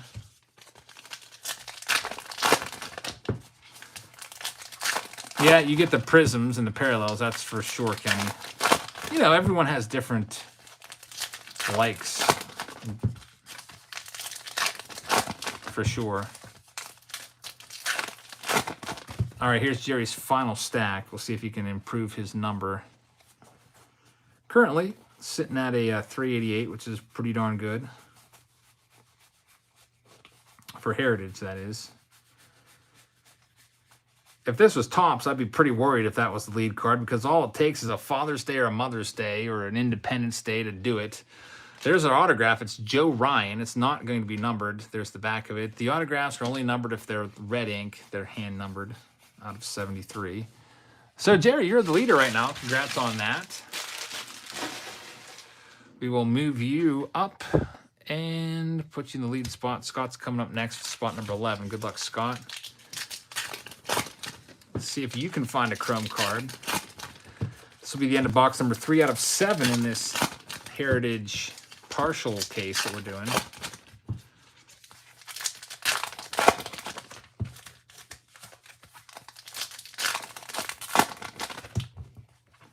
There's O'Neal Cruz on the front, big 6'7" shortstop. We've got an upside down Sean Michael Murray. Here's the front of it. That's another one of those flip stock cards that we saw earlier. You can see how it's a bit glossy in the back, but the others are not. So Murphy, flip stock, not numbered. And here we go. This is going to be good for Scott. It's going to be a red, which was numbered out of some weird, crazy number. What was it, 573 or something, 673. So you've got a 50-50 chance here of taking the case, Scott. Let's just show you what it is, and you are going to do it at the 216 out of 573. 216, the previous number by Jerry was 388, so Jerry's been eliminated. Thank you, Jerry. And Scott takes over with the, let me memorize it here, 216, the new leader. And here he is, Dave Takasaki, taking 10 spots. So he has this. Then he has 2 full boxes plus 1 additional stack. So that's 10 spots for Dave. He's got the majority of this round. Let's see if the big investment pays off for Dave. 216 is the number for him to beat. It's possible, but, you know, we've only had, I think, 3 numbered cards so far. Check that. 2 numbered cards so far. So Dave may only find 1 numbered card. We'll see. Roberts as well, Dave. Boss move right there. Let's see if it pays off. Here's his first stack. Definitely is a boss move. There's Wander Franco. We'll get that sleeved up for whoever ends up taking the case. Scott in the lead with a 216. And from this stack, there's nothing numbered. So, Dave, let's go ahead and open the next 2 boxes for you, and then I'll still owe you a stack. 357 says Dave is not messing around tonight. He is going for it. Let's just grab your 2 boxes right now. Whole lot of packs to be opened up here for Dave. Jordan Alvarez for the box topper. Don't even really need to worry about counting out 6 and 6. David Sprague says Dave's always making boss moves. Dave won a showdown a couple weeks ago. Big giant, what was that? A hanger case. Took me, how many packages? 2 giant flat rate boxes to get that shipped.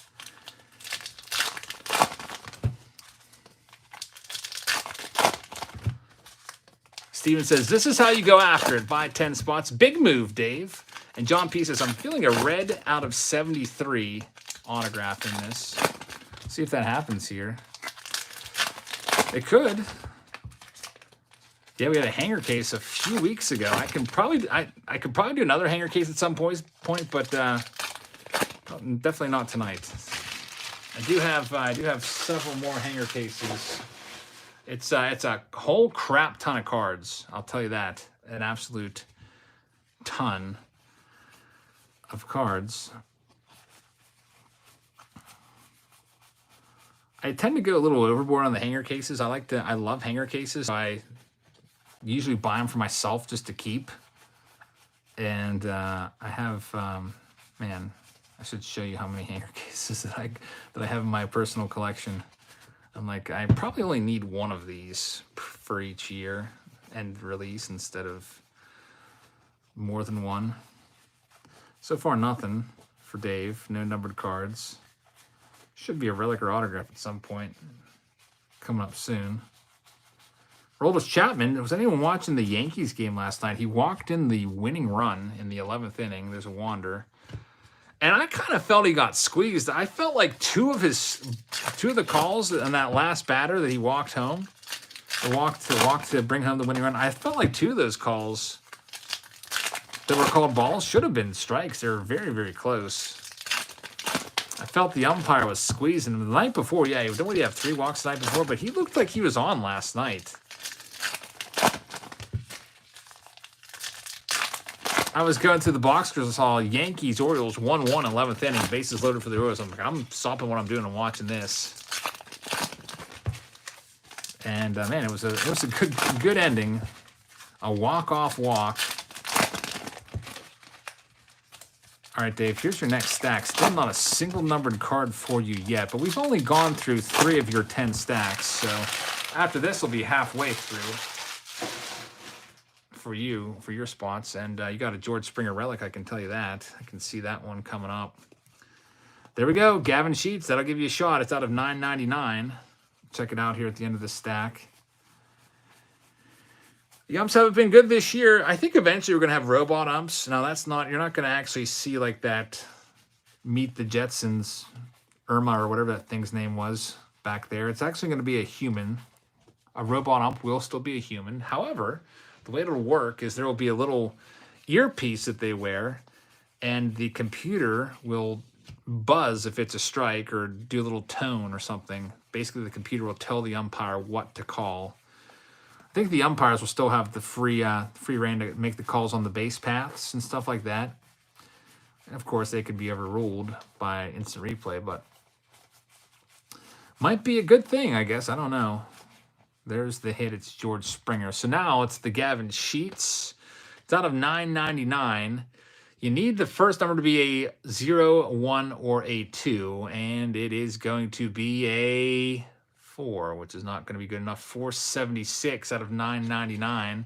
So Dave still is not taking control yet. He's got 5 down, 5 left.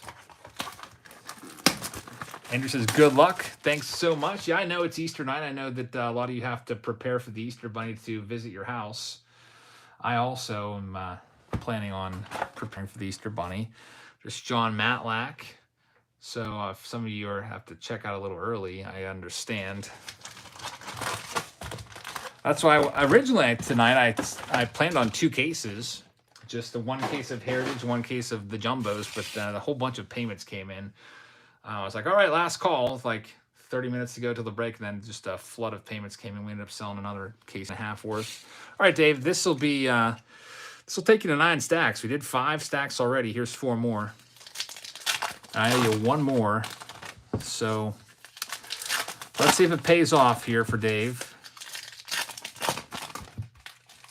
By the way, let me go ahead and move some of these commons out of here.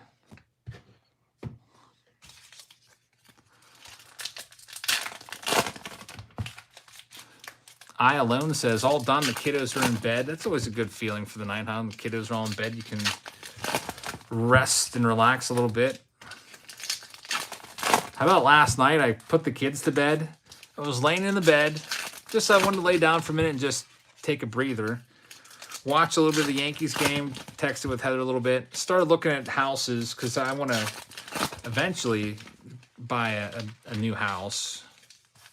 So I'm just trying to look at the market and stuff for like 7-bedroom houses because we're going to have a giant family. And they're tough to find. So I was looking at those and I just fell asleep, like flat out. Fell asleep. Just laying there. Wasn't expecting. I had stuff I wanted to do and stuff like that. And I just fell asleep. I woke up, I think, at like 4:45 or something like that. Checked my phone and then I saw that Heather texted me and I never responded. So I had to let her know that, hey, I'm so sorry I fell asleep.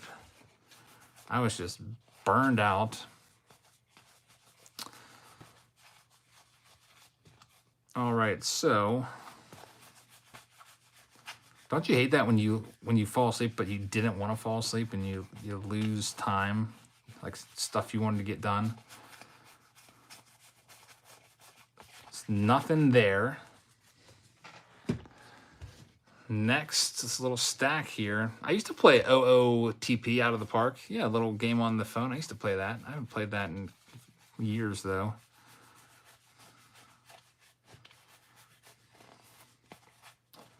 Oh, man, Dave. Still nothing. Had that one numbered card of Gavin Sheets out of $9.99. That was it. All right, we're down to the last big stack from this box. I do owe you one more stack from the next box.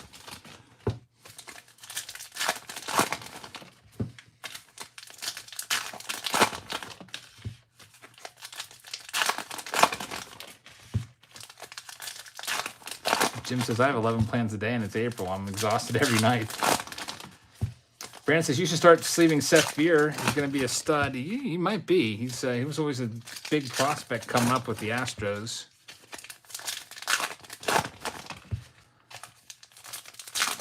Dave, I see something thick there. It might be a relic, though, or it might be a chrome card. I see like a white stock card. Right there. See what I'm talking about? That one might be it. That might be your best and only hope of taking the case. Getting to it for Dave. So here we go.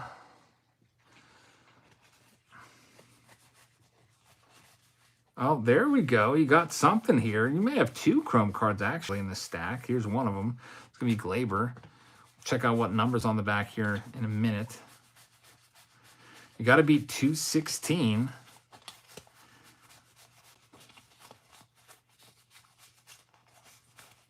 Nothing's there besides that Glaber.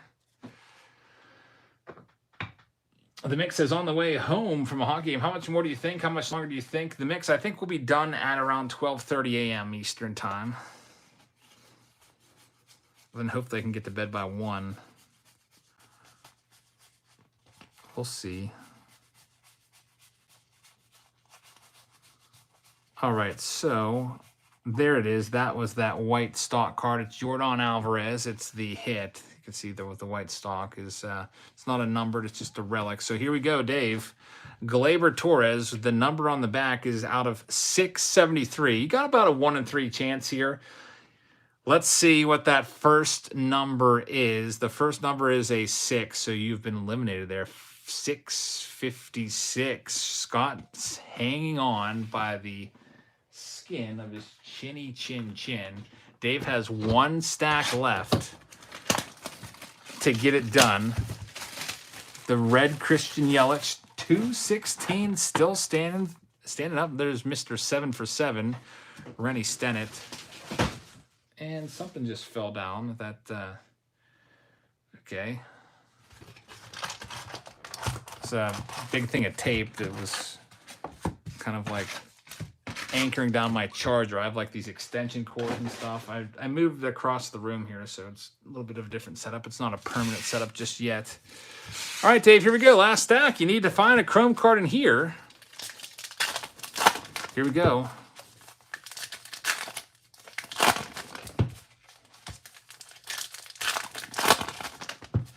Ethan says Jacob Stallings is a cannon for the Marlins. Jacob Stallings is a great catcher. He's not necessarily an awesome catcher at throwing runners out, but he does everything else like elite level, like framing and blocking pitches. That's why I won a gold glove back there. Definitely a great catcher.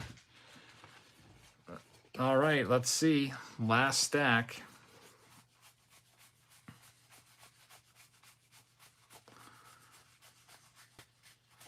So far, nothing. I don't see anything here, Dave. Nope, no chrome cards. So Dave went for it, but unfortunately he is out.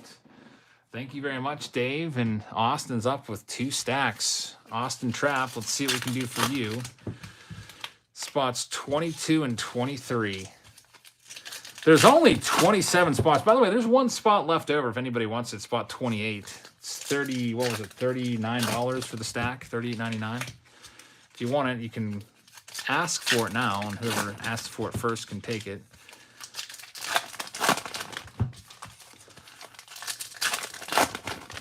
All right, here we go for Austin, your first stack.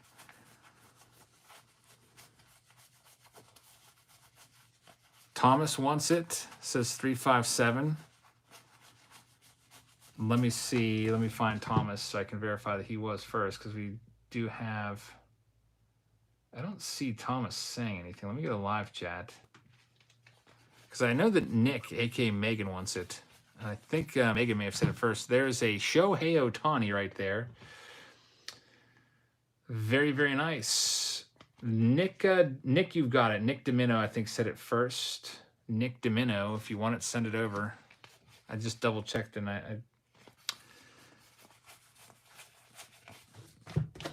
I'm going to give it to Nick because Thomas, I didn't see a chat after I asked for anybody. So Nick, send it over. It's yours. I'll get you put in there. Here's Austin's next stack. Spot number 23.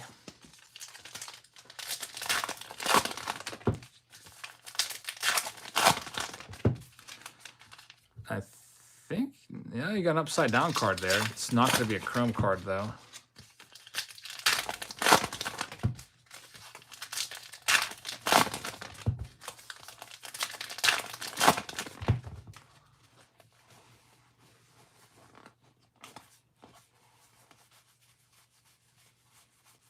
The upside down card is an image variation of Jacob deGrom. So there you go.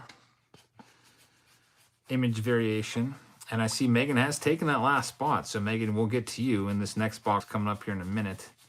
That'll be interesting. Can Megan sweep both cases? It's possible. Austin's out.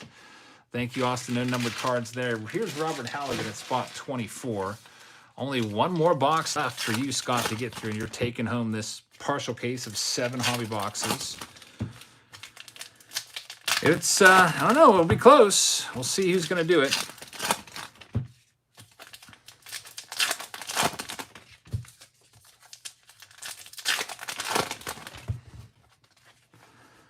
All right, from Robert's stack...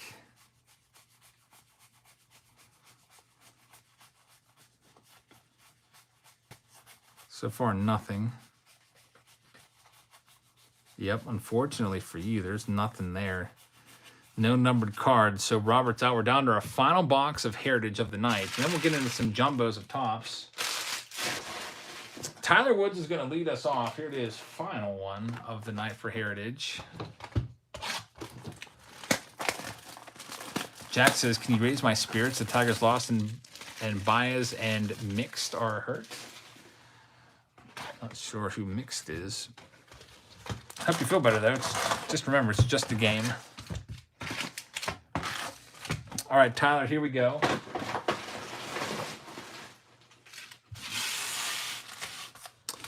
There's 6. Casey Mize is hurt. Hopefully he's not out long. Casey Mize is...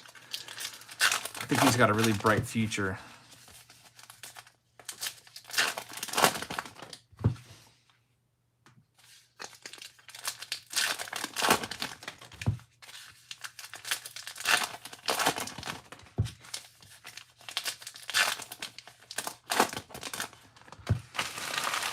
All right, Tyler, here we go. Good luck to you.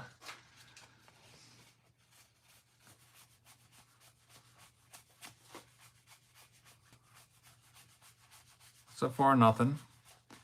One last chance at one of those red ink autos out of 73. Unfortunately, it's not in that stack. Happy Easter Eve to you also, Patrick. Thank you very much. Lippin Bass is in the house. Hey, Lippin. Brett Marceau's here. Winding down the Heritage. Here's Joe Menno at spot number 26. The Flashy Collector. Hey, man, how's it going? It's going pretty well over here. Just open up some Heritage before moving into some Topps Jumbos.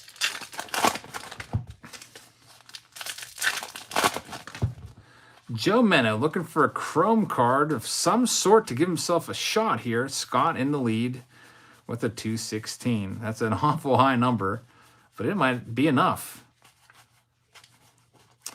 Culture says these Heritage boxes look like they might mostly be a bust, but I love the old school look. Yeah, there's so far we haven't found too much of value in them. Best card was the Wander Franco hot box in the first case, worth about $75. Unfortunately for Joe, Joe is out. Now here's Courtney. Courtney is at spot number 27. And the last spot of the Heritage break here at 28 is going to be for Megan. We'll just leave it at Megan Domino, Megan and Nick. All right, it's going to be one of these three. Scott, Courtney, or Megan taking it.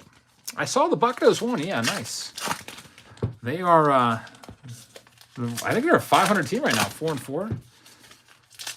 Kind of a surprise start for them.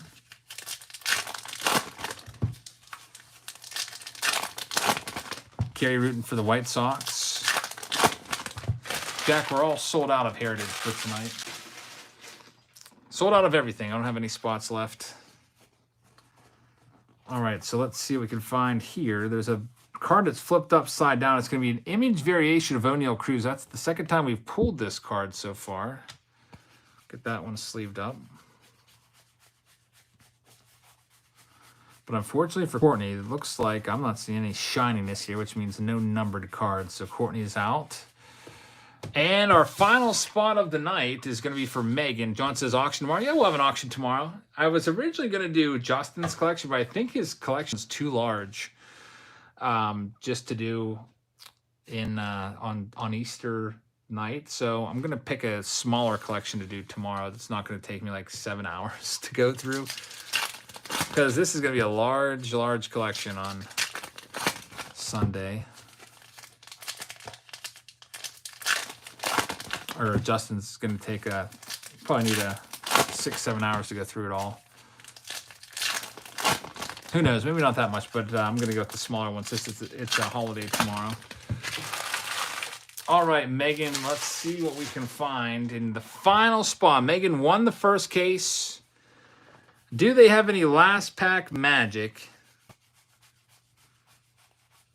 Might as well give it a go and see, because you never know what can happen in these showdowns. Right now, I'm not seeing any chrome cards. And there's a Wander. Unfortunately for Megan, that's it. There's no chrome cards there, so Megan is eliminated. You do take home the entire first case of the night.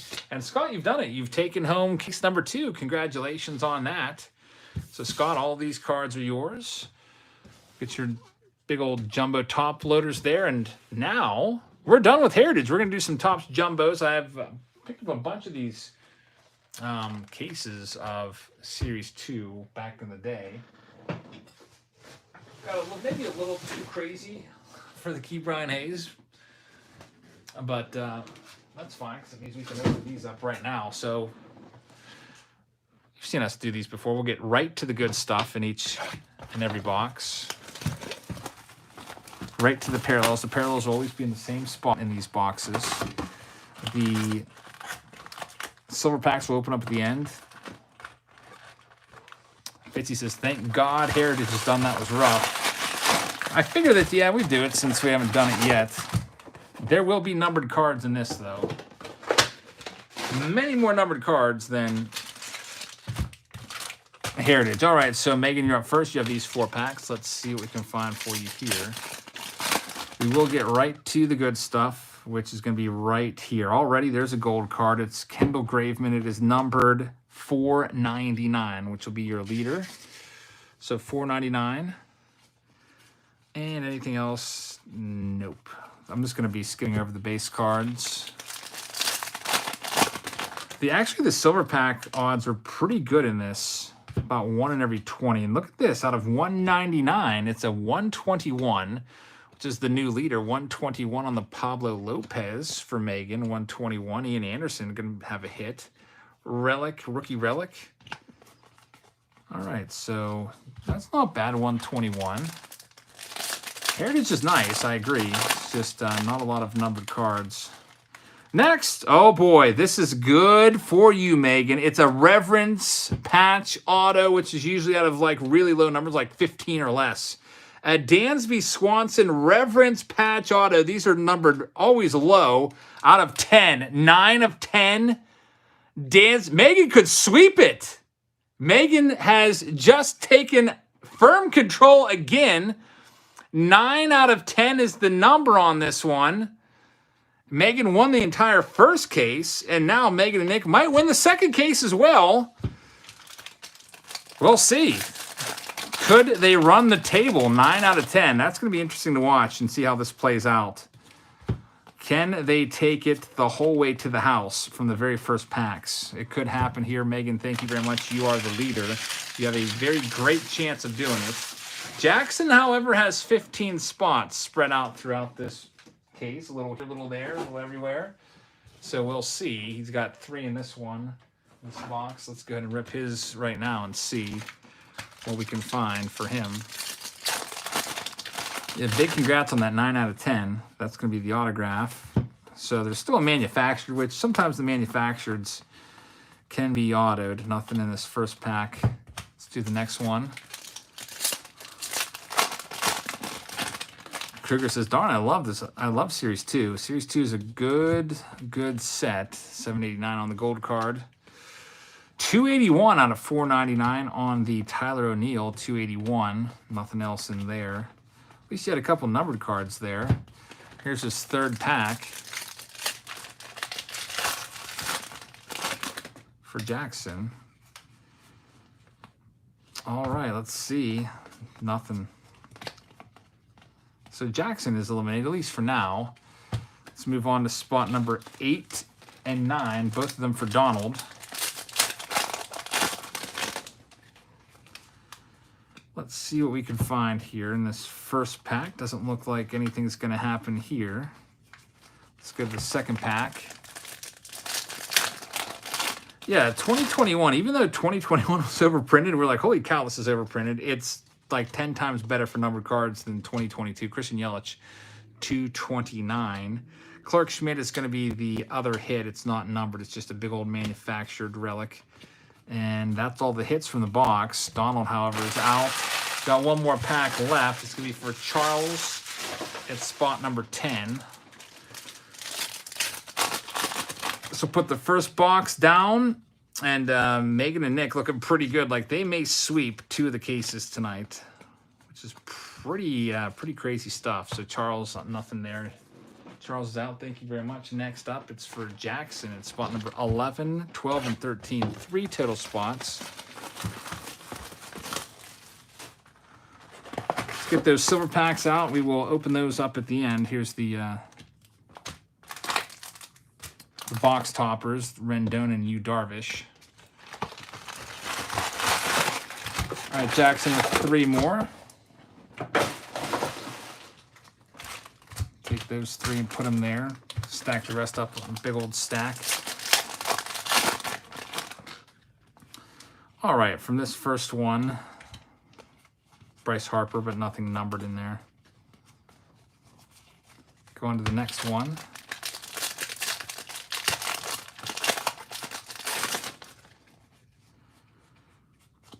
I always like to flip that one over just in case it's going to be a vintage stock or anything like that. 471 out of 499. 471. Xander Bogaerts.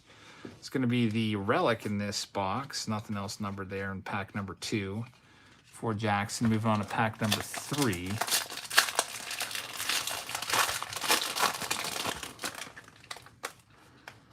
Here we go, Jackson. Unfortunately, I'm not seeing much. Nothing there either. Numbered. So Jackson is out for this box. Jason Sawyer is coming in next with 2 packs. Good luck to you. Let me get some of these base cards put in their box.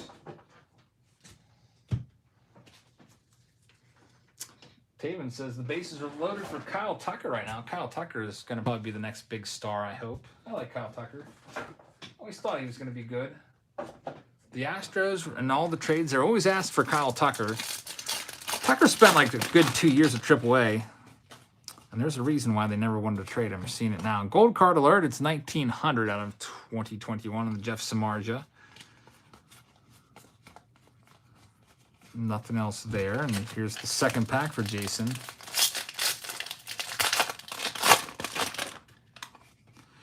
Another gold card. Back-to-back gold cards. 1,370 on that one on the Zach Eflin. And you've got a Devin Williams autograph, which is not numbered, unfortunately. But that's the auto hit. That's one nice thing about the jumbos is you do get the autographs in there. Next up, Alex at spot number 16. See what we can find for you. Another gold card. Man, 3 for the last 3 for gold cards. 804 is the number, though. Remember, the card to beat's a 9. Holy cow! Can you believe it? The number to beat was a 9, and it just got beat.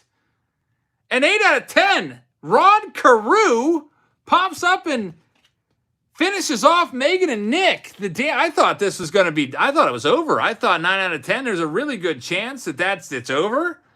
And Megan has been eliminated, but don't feel too bad for Megan and Nick. They did take home a whole case already tonight. The Red Rod Crew out of 10 does the job. You just never know what's going to happen. And Alex, who I think said he was going to bed, he wasn't going to be able to stay up. He's going to wake up to a big surprise tomorrow. So, Alex, congratulations. You're the new leader. Next up, it's Charles A. Luckily for everybody else in the break, the number was an 8 and not like an even lower number, like a 2 or 1. You never know what's going to happen, that's for sure.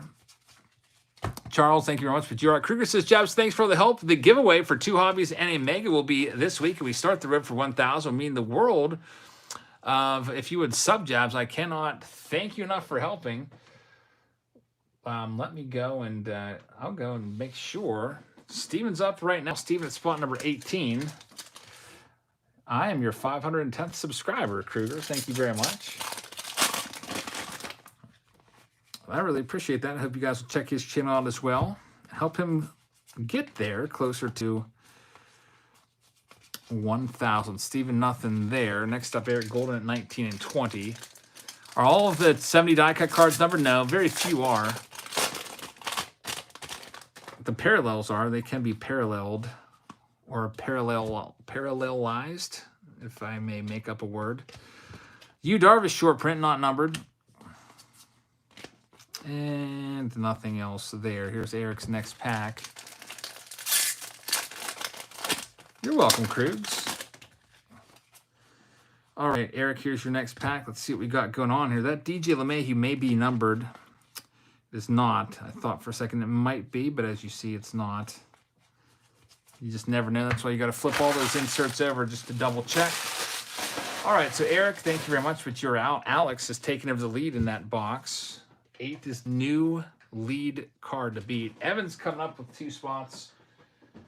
And let's see what we can find for him right now in spots 21 and 22. John says he's taking off. See you tomorrow in the auction, John. I'll probably do a little auction preview so you know what's coming up. All right, so here we go. Evan at spot 21 and 22. Get some of this trash out of here. I'm trying my best to get everything right into a trash bag so I don't have to clean up. Trying to save some time. Got Biggio and Jazz Chisholm as the box topper cards. Break the box down too. It just fits better in a trash can when you fold it like that. All right, here we go, Evan. 2 spots. Let's see what we can find for you here. Number to beat is an 8, and Alex is in control. Gold card, 1156. Thanks, Kruger. I appreciate that. I appreciate all the support you've shown to my channel as well, man. I'm glad to help you get close to your goal there. Here's the next pack for Evan. Unfortunately, there's nothing in there numbered either. So Evan is out. Next up at 23, 24, and 25 is Corey Brace.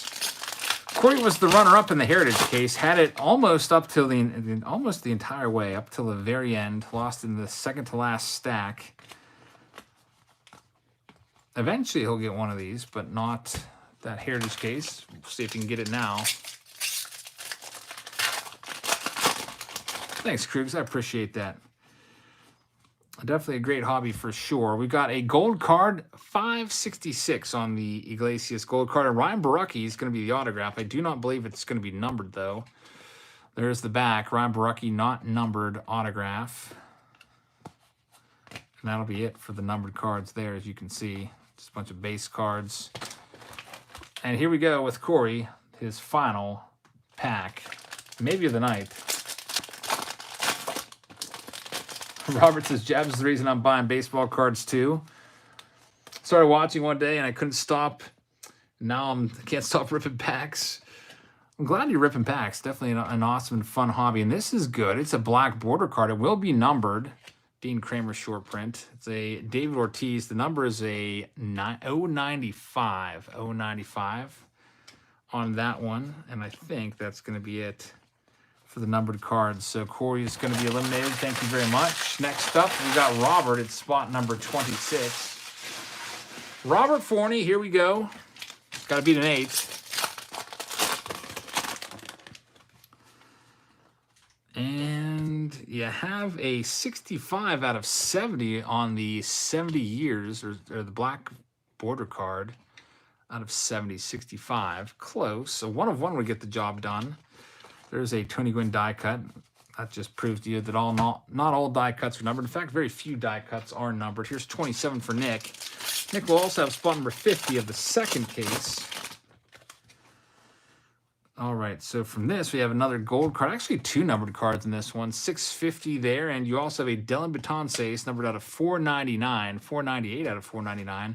Luis Garcia, manufactured patch, not numbered as well. And unfortunately for Nick, that's the end of his run. So Nick is out. Next up at spot number 28. Through 30, it's going to be Jackson with the last 3 packs in this box. Let's see what we can find for you here. Silver foils, not numbered. This pack has nothing numbered in it whatsoever. Next pack up. Peter says, would you rather have a gold or gold foil wander? That's easy. 100% gold. Definitely would rather have the number stamped on it. The gold foils are cool, but would much, much rather have the out of 2022. There's a Samardzija. Not low enough, 254. Here's Jackson's final pack from this box. This is the halfway point of this case. There's going to be nothing numbered here. So Jackson, unfortunately, has been eliminated, and we move on to the second half of the case. 8 is the number to beat. Lindsay's going to be coming up with 5 packs. How many more boxes? There's 3 more jumbo boxes in this case, and then there will be 6 additional jumbo boxes as well. Got to put some of these commons away. Happy Easter to you too, Kruger. Happy Easter to everybody. We're only 50 minutes away till Easter officially. Looks like Culture of Currency is doing a power rankings listing with the Yankees, Dodgers, Cardinals, Giants. I don't know if I would go Yankees 1 personally. All right, here's Lindsay with spot number 31 through 35. 5 packs. Get those silver. We'll open those silver packs at the end. Get those box toppers put off to the side.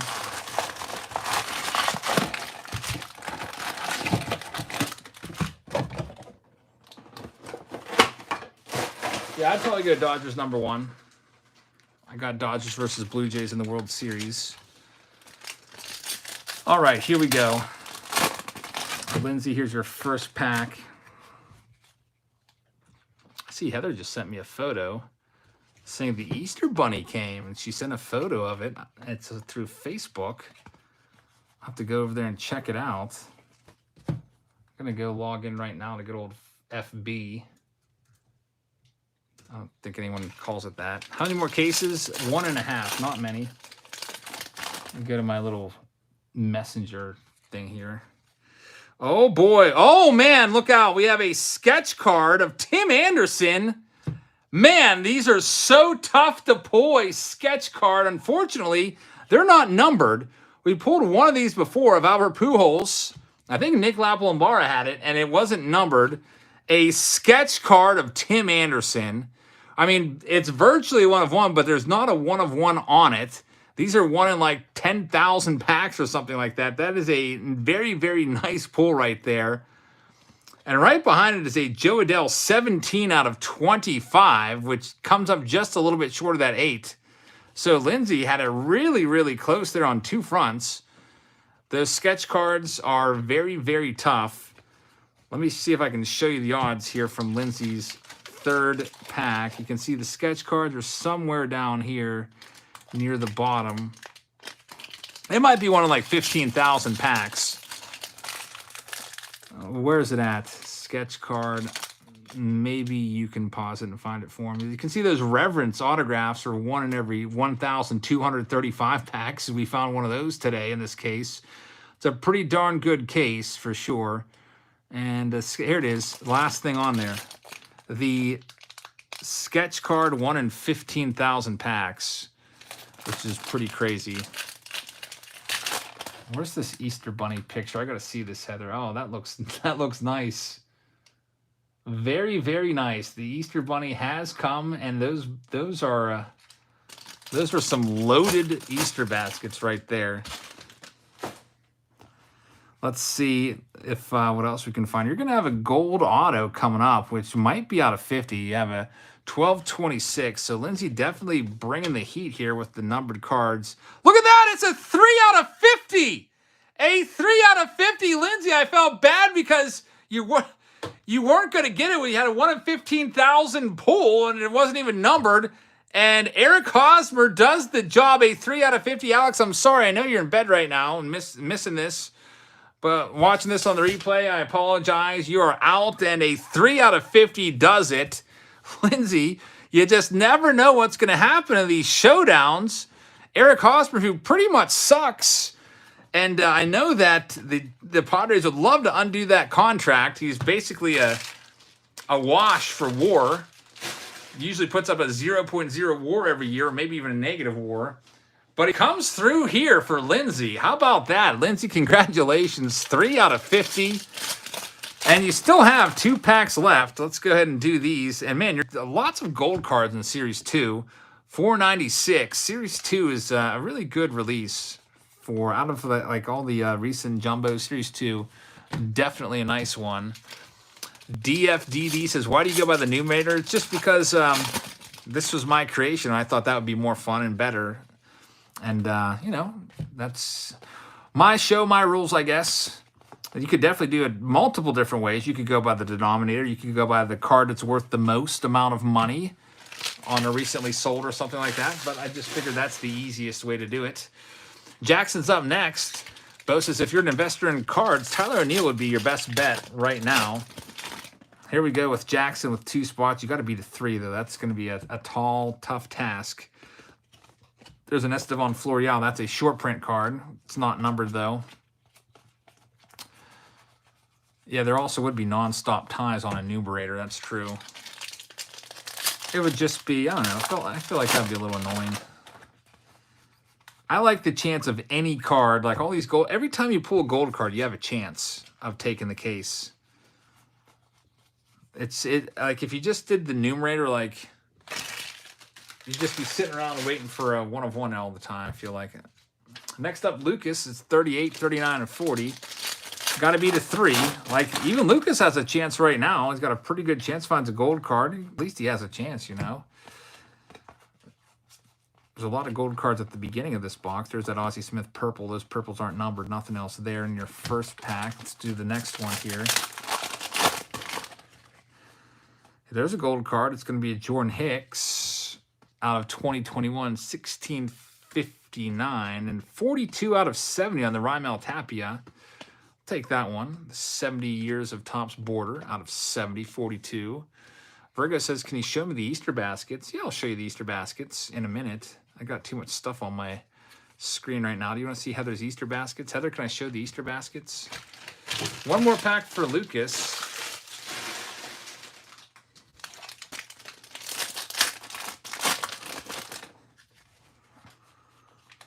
There's Jazz Chisholm. It's not numbered. And unfortunately, no numbered cards there. So Lucas has been eliminated. We're down to just 2 boxes left in this case. Number to beat is a 3 out of 50. Heather says show it. All right, I'm going to show the Easter baskets. Here we go. We've got all these wires going everywhere, though, so just give me 1 second. I've got my computer that's plugged into a charger, and there's a charger plugged into the computer that's charging the auction iPad for tomorrow right now, which was at like 18%. So here we go. I'm going to bring over the computer. Would you like to see Heather's Easter baskets that were dropped off at her house by the Easter Bunny? Here you go. There they are. Looking pretty good, huh? I wonder if the Easter Bunny threw any baseball cards in there. I think I just see mostly candy. Dylan's up next at 42 and 41 and 42. Good luck to Dylan. Let's get this next box started here.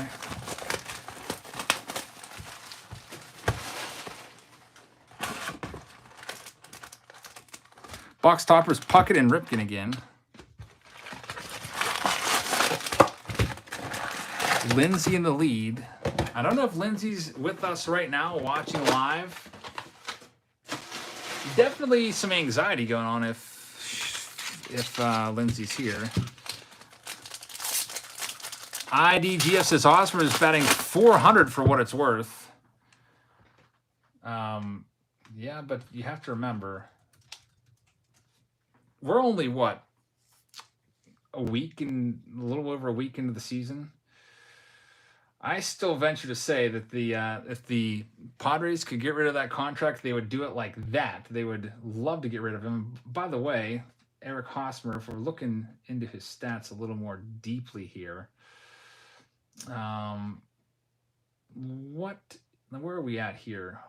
Here's the numbers I'm looking at. So he signs with the Padres in 2018. His WAR the previous year was a 4.3, which is pretty respectable. 4 WAR for the Royals, 4.3.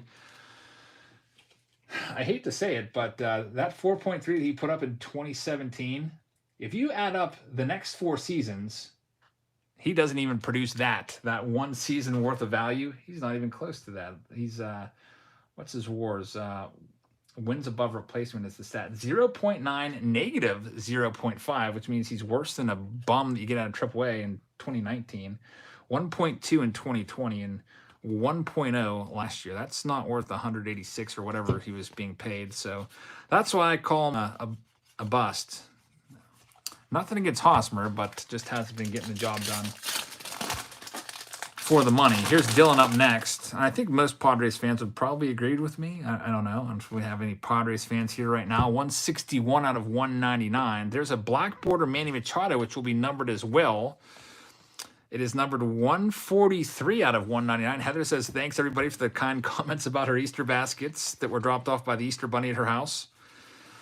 All right, Dylan, thank you very much. Here's Matthew, spot number 43.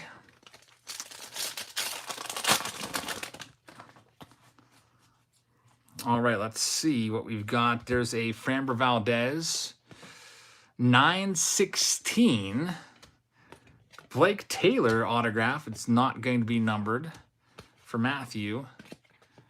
And nothing else there. So Matthew's out. Spot number 44 and 45 and 46 and 47 with 4 packs. Stevie Jackson, let's just get all 4 of them ready to go. Good luck, Jackson. Let's see what we can find for you. Gold card alert. It's going to be a tough one here with that 8. Actually, it's a 3 now. with that 3. Almost need to find a 1 of 1 to get it done, but you never know. 3 out of 50 is the leader. Next pack up, there's a Giancarlo Stanton there. Nothing else numbered. Next up, Thomas is making homemade Rice Krispie treats right now. Very nice. Heather and the kids baked sugar cookies yesterday. But how many did you make? 65 of them. My daughter Elsie was basically taking the biggest interest in those. Just keeping track. Every time I eat one, she'd have to she'd get all mad at me and be like, "Daddy, now I have to change the count." 7 out of 50 on this one. Edwin Encarnacion. This is going to be a Mother's Day. 7 out of 50. That's actually good for second place. So if not for that 3, you'd be taking home the case because the previous high was an 8 out of 10. And that 7 would have done it, but Eric Hosmer ruined it for Jackson. But Eric is making Lindsay's day right now. We'll see if that continues. Nothing here in this pack. So Jackson, unfortunately, is out. Matthew's up next. Tallboy says, answer the age-old question, bunny or chick peeps? I don't think I like peeps. I'd rather have a big old chocolate bunny in my basket. That's always what we used to get in ours. Matthew is out. Next up at 49 and 50 is Robert with the last 2 packs. Here we go, Robert. Formula 01 says, just sending a little Easter love. Thanks, Eric. Thank you so much, Formula. Happy Easter to you as well. I really appreciate that. Hope you're having a great evening. And I think I'm going to release a special Easter video for you guys on Patreon. We did an Easter egg hunt today, and I think, I don't know, maybe you'll enjoy watching kids run out Easter eggs. I don't know. I'll put it up there in case you would. I hid 225 eggs out in my yard today and had the kids race around looking for them. I actually, I put them all in the side yard just because I didn't want the kids going down and looking through the brush and stuff like that. It gets a little moist down at the far end of the yard. And it was muddy today, so I didn't want them to get all muddy. So it's like a 14-minute Easter egg hunt. Maybe you guys will want to watch that. I don't know if you have nothing else to do on Easter. All right, Robert Reed, it's spot number 50. Let's see what we've got for you here. Nothing there. So Robert is out. And we're moving on now. Spot number 51. This is for Cody. This is our final box of case number 1. We do have a full second case of this before we finish up. Cases of jumbo usually take about 40 minutes or so, 40, 45 minutes, somewhere in there. So maybe I was a little bit conservative on my guessing right there of our finish time. We might actually be done more like 12:15 instead of 12:30, which is fine because I need to get to bed so the Easter Bunny can come. Spot number 51 for Cody. Nothing numbered here. Next up at spot 52 through 55, 4 packs for Vincent. John says, when I was a kid, it was all about the solid chocolate Easter Bunny. Last a week. Yeah, I used to love those big old solid chocolate Easter bunnies. Yes, indeed. That was like the highlight of the basket. Getting that big giant thing in there.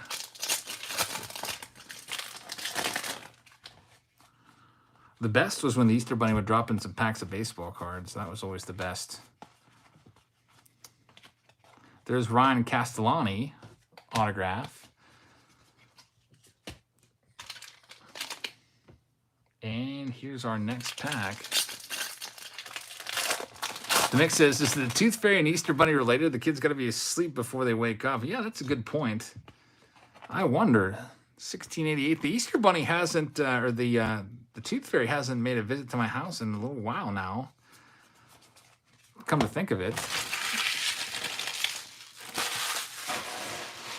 Vincent's up next.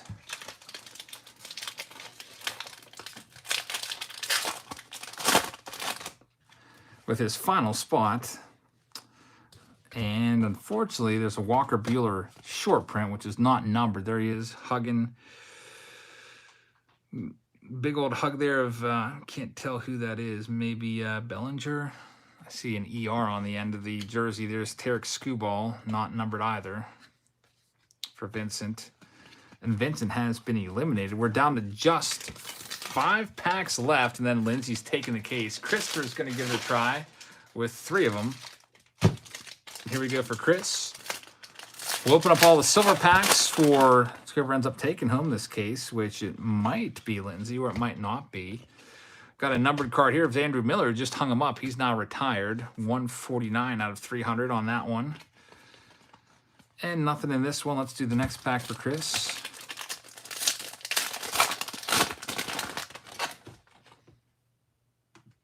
Formula A01 says they got a new channel.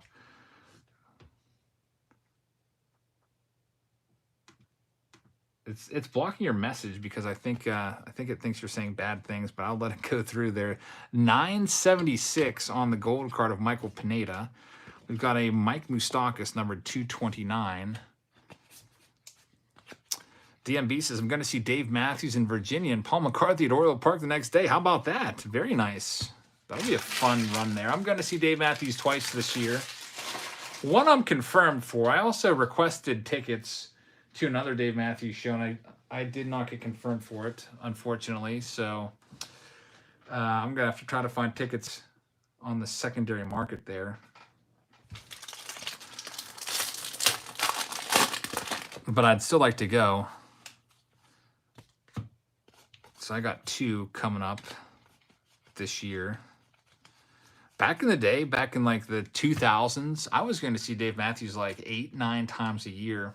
I've been to low 8, I forget, 84, somewhere in the 80s, low 80s count is my show count right now. Next up, it's P. Ward at spot number 59. We'll see what we can find for P. Ward. What people don't understand is every Dave Matthews concert is different. The set list is never the same. You always have a chance to have some songs brought back they haven't played in like years, which is always awesome. Like, they bring back, I remember like, remember Pig wasn't being played from Before These Crowded Streets. It went away and they wouldn't play it. And they had a lot of songs go away and then come back. Last Stop went away for a long time, then came back. Here's P-Word, spot number 59. Let's see what we can find for P-Word. We've got a Matt Foster 130 out of 499. And there's the manufactured patch. It's going to be Joe Adele. It's not numbered. So one more pack here, and then we can call it. P-Word, thank you very much. Megan, oh, here we go. Megan versus Lindsay. Megan was very, very close on winning this at the beginning, and then lost it. They had a 9 out of 10. I thought it was over. However, it looks like, unfortunately for Megan, no. Megan and Nick, no last pack magic in that pack. It's over. Lindsay Clark takes the first case of Jumbos. Congratulations, Lindsay. We get all these cards boxed up and then sent off to you. We get all your hits, which is all these sleeved up. Your autograph top loaded up, and you're also going to get all of these. So let's open up and see what else we have to show for this case right now. Carrie says, the Tooth Fairy accidentally gave my son $100 for 2 of his teeth. Wow. Must have been dark in the room, and the Tooth Fairy couldn't see.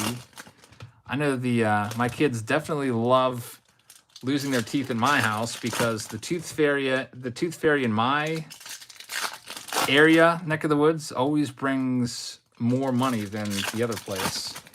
So they're always super stoked when they lose a tooth here. I guess it's just different tooth fairies, different jurisdictions. Silver pack's coming up now for Lindsay. Let's see what we can find for Lindsay in this.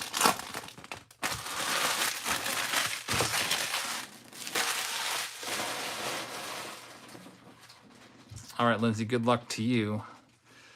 I'm just doing a little cheat check here just to see if I could see any autographs. I don't think I saw one.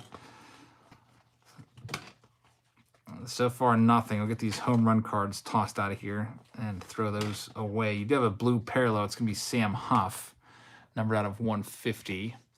Lindsay Clark says, thanks, Jabs. Looking forward to these. Hope everyone has a happy Easter. Thanks, Lindsay. Congratulations on the big win. Thanks for the super chat. Hope you have a happy Easter as well. And I hope maybe we'll find something good here in these last couple silver packs. So far, there hasn't been much.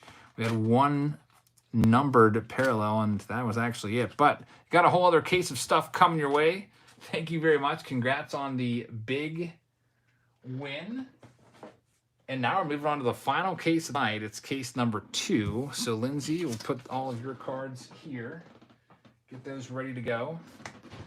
And now we will move along to case number 2. And for this one, it's there's 60 spots. It looks like I'm doing a little check here. I got down to spot number 37, and then a whole bunch of payments came in late. So let me fill these out quickly, and then we'll get to it. We'll get the first box ready to go. Race Fan says, going to see Tesla in Hampton Beach, New Hampshire next month. It says, my favorite band is Kiss. Seen them 14 times. Very nice. Yeah, I love going to concerts. I also want to see, I'm going to take Heather to see the Lumineers.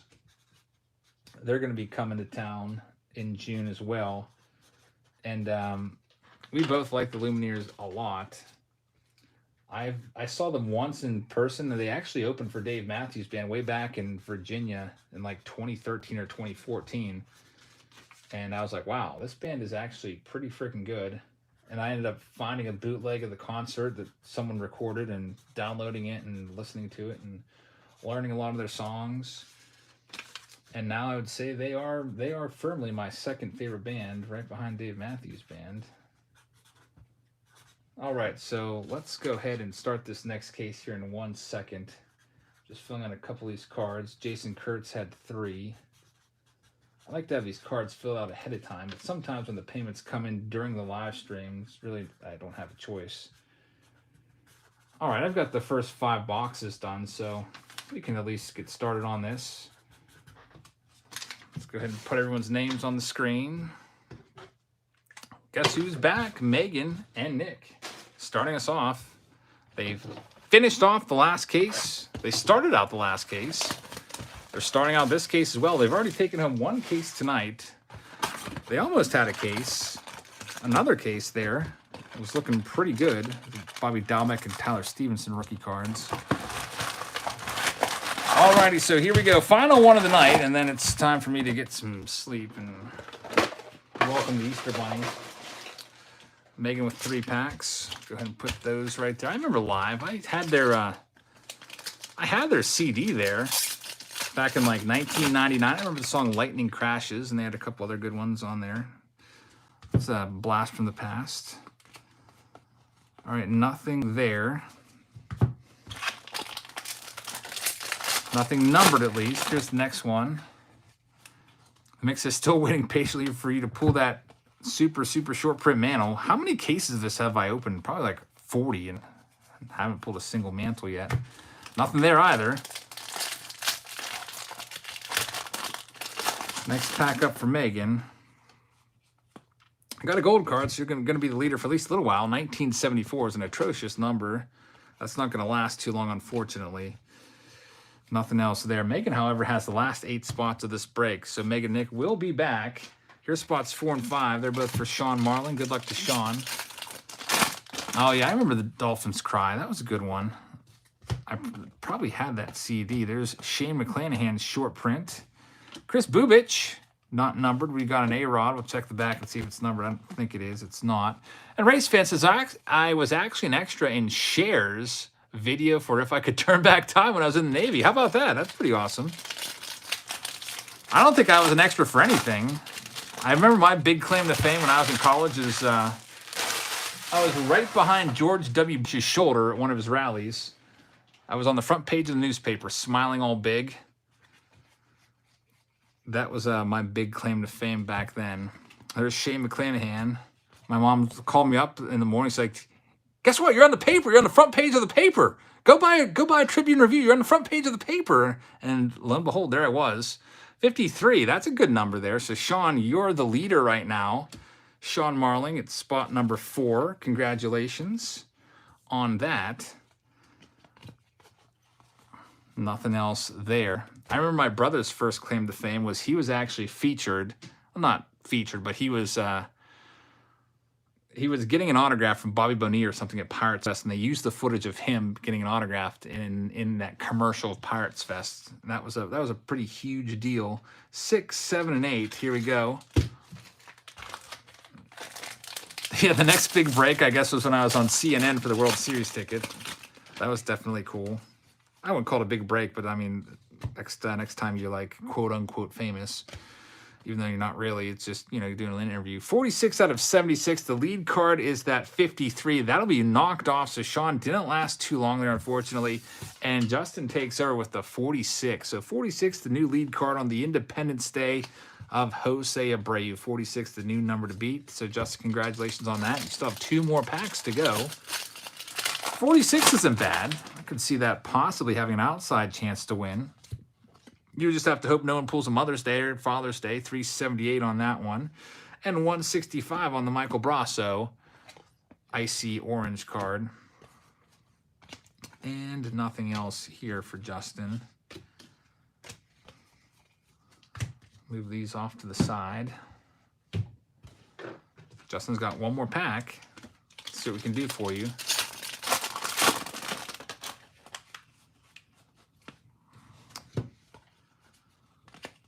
Nothing here in that one. So, Justin, you're the leader right now, thanks to the Jose Abreu. Here's Tim M. Tim's got 4 packs. Good luck to you. Got 9 and 10 here, and then I'm going to owe you 2 additional packs. Let's see what we've got. You do have a numbered card. It's going to be Edwin Encarnacion out of 499. It is the it's 299. It's the exact number. Keibert Ruiz. Nothing else numbered there. And your second pack.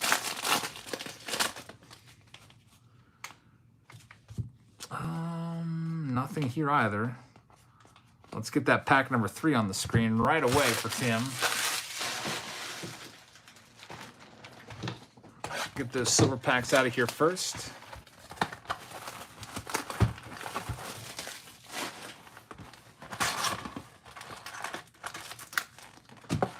Luis Robert on the front with Randy Rosarena. 2 nice ones. 46, the lead number. That box in the trash. And here we go. Here's your next 2 packs. I guess the biggest hit of the night was an out of 15,000 sketch card, which wasn't even numbered, of Tim Anderson. It's the second time we've pulled one of those. We pulled an out of Pujols one a little while ago, which is really, really tough to pull one because there's only 10 packs in a whole box of these. We got a numbered card here. It's Trevor Story out of 499. 295 is the number. And the Tatis will give you a chance as well. That'll be numbered out of 199. It's a black, and it is going to be a 99 out of 199 on the Tatis player-worn jersey card. So, Tim, unfortunately, you have been eliminated as nothing else was numbered there. So, Tim's out. Worldwide Fancy Pants is in at spot number 13. Good luck to Worldwide. Let's see what we can find in number 13. Got a Brett Phillips 1782 pretending like he's flying. I think I remember that. That's a walk-off hit, and he was acting like he was an airplane or something like that. Brett Phillips definitely a fun guy, it seems like, I guess. All right, so Worldwide is out. Next up at spot number 14 for Zachary.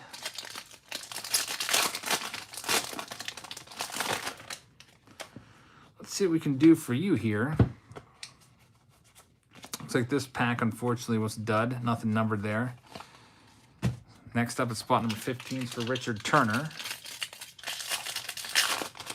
If I'm not mistaken, Richard Turner's got a big showdown that's needs shipped. Probably get that shipped out early next week. $9.99 on the gold card. And the autograph's going to be Nick Heath, which is not going to be numbered. Nick Heath rookie auto. Get that sleeved up. Whoever the winner is going to be. Currently, it's Justin Collins with a 46, which is kind of a high number, but you never know. So, Richard, thank you very much. You're out. Austin Trapp's coming up next. Austin's got 3 packs. Yeah, I've opened some Topps Gallery. It's not terrible, but it's not great either. We've got Jason Castro, 1526. That came out a little while ago. Honus Wagner, short print, not numbered. We got the Christian Pache, not numbered patch.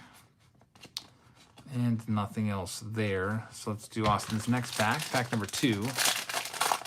Redbeard Break says, awesome stream, Eric. I call baseball games from time to time if you have time to come check us out. Nice. Redbeard Breaks. Which, what affiliate are you with? Like, I'm guessing is it minor league? That's pretty awesome that you get to call baseball games. I think that would be fun just to try once. Just to step into the booth and just call a baseball game and just see what happens. That would actually be really, really fun. Heather says, I'm going to sleep. All right, Heather, I love you too. I can't wait to see you tomorrow. We got an early morning tomorrow. So I hope the kids are thrilled with their Easter baskets. I know they will be. Make sure you take a video so I can watch it. All right, Austin, thank you very much. Next up, Adrian, spot number 19. We've got 4 boxes left on the night. Probably done here in about half an hour or so, maybe a little less. All right, so you got a 20 out of 50, and that's going to be the new lead card, 20 of 50. Justin is eliminated. He had a 46. Zach Greinke Father's Day does the job, 20 out of 50. So very nice, Adrian. You're the leader right now. Hey, maybe we get to take home a case here. We'll see. You never know what could happen in these showdowns. Spot number 20 is for William. And William has nothing yet. Nothing yet. Fortunately, no numbered cards in that pack for William. I think William has another spot that we owe him coming up. I think it's somewhere in the 30s. Matthew's coming up next at spot number 21. Good luck to Matthew. Let's see what we can find for you here.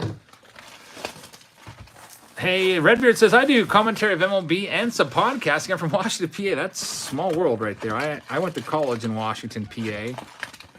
Been to those games before, the Washington Wild Things games. And they ripped us off and only gave us one box topper there.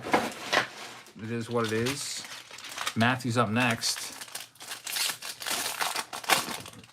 Yep. Oh, there it is. It's Walker Buehler. It was sitting, stuck up against that last pack, so they didn't rip us off. All right, so we have so far nothing in this one for Matthew. No numbered cards there, so Matthew's out. At spot 22 through 24, we have Adam Lee with 3 packs. Good luck to Adam. Let's see what Adam can find. Got Charlie Blackmon. That's going to be a purple card, not numbered. This is numbered, though. 48 out of 50. Nice one. 48 of 50. Albert Pujols. Gold bat relic. Not going to beat that 20, though. So that's Adam's first pack. Here's his next. Got a gold card here. It's going to be good old Cole Hamels. 1290 on the Hamels. And nothing else there for Adam. Next pack up, pack number 24. Produces a silver foil card. The silver foils aren't numbered. Nothing numbered in this stack either for Adam. So Adam, thank you very much. Happy Easter, but unfortunately you're eliminated. Michael's up next at spot number 25. Let's go ahead and see what we can find for you here. Gold card alert. 420 on this one. Alton says, my father and I designed the Pony Baseball headquarters. I used to tutor the president of Pony Baseball's daughters in Spanish back in the day. 24 out of 25. Abraham Key was his name. Really cool guy, really nice family. 24 out of 25. I don't know if he's still associated with Pony Baseball or not. All right, so Michael had a shot there. Nice 24 out of 25 on the Luis Garcia relic auto, but unfortunately not quite good enough. Brian's coming up next with 2 packs of 26 and 27. Let's see what we can find for you. You got an upside down card because it's going to be a short print of Steven Strasburg. There it is, not numbered. Yep, Abe is still in. Nice. That's pretty awesome, Alton. Yeah, his man, I wonder how old his daughter is now. His daughter was, I think, in like 5th grade when I was tutoring her in Spanish.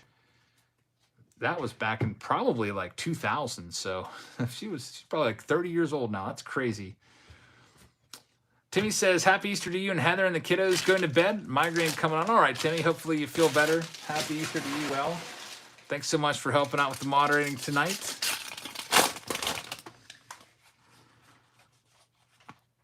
All right, here we go. We got a 57 for Brian on the Jordan Montgomery. Unfortunately, not going to beat that 20. Score update from MLE saying the Yanks are winning right now over the Orioles. Austin's up next at 28. We've got a Cole Calhoun. And nothing else there. So Austin, unfortunately, no numbered cards. Amanda's up next at 29.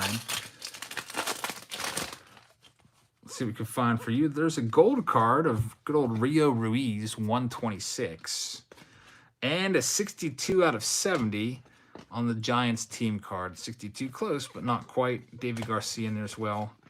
And Amanda, unfortunately, you also are eliminated. Here's spot number 30, the official halfway point of this case. Christopher's got this, and I still owe you 4 more in the next box. This last pack produces nothing. Numbered. Let's go ahead and check out the next 4 packs for Chris. Only 3 boxes left on the night.